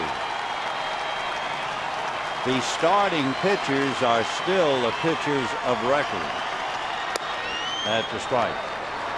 So right now, Umber would get the win, and Billingsley the loss.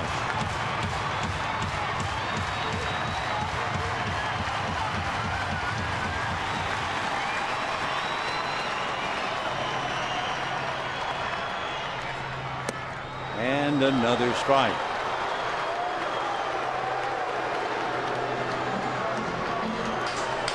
So the White Sox are an out away from increasing their lead to a game and a half over Cleveland. The Dodgers an out away from maintaining a 4-game lead on the Giants, who lost. 0-2. Ball 1.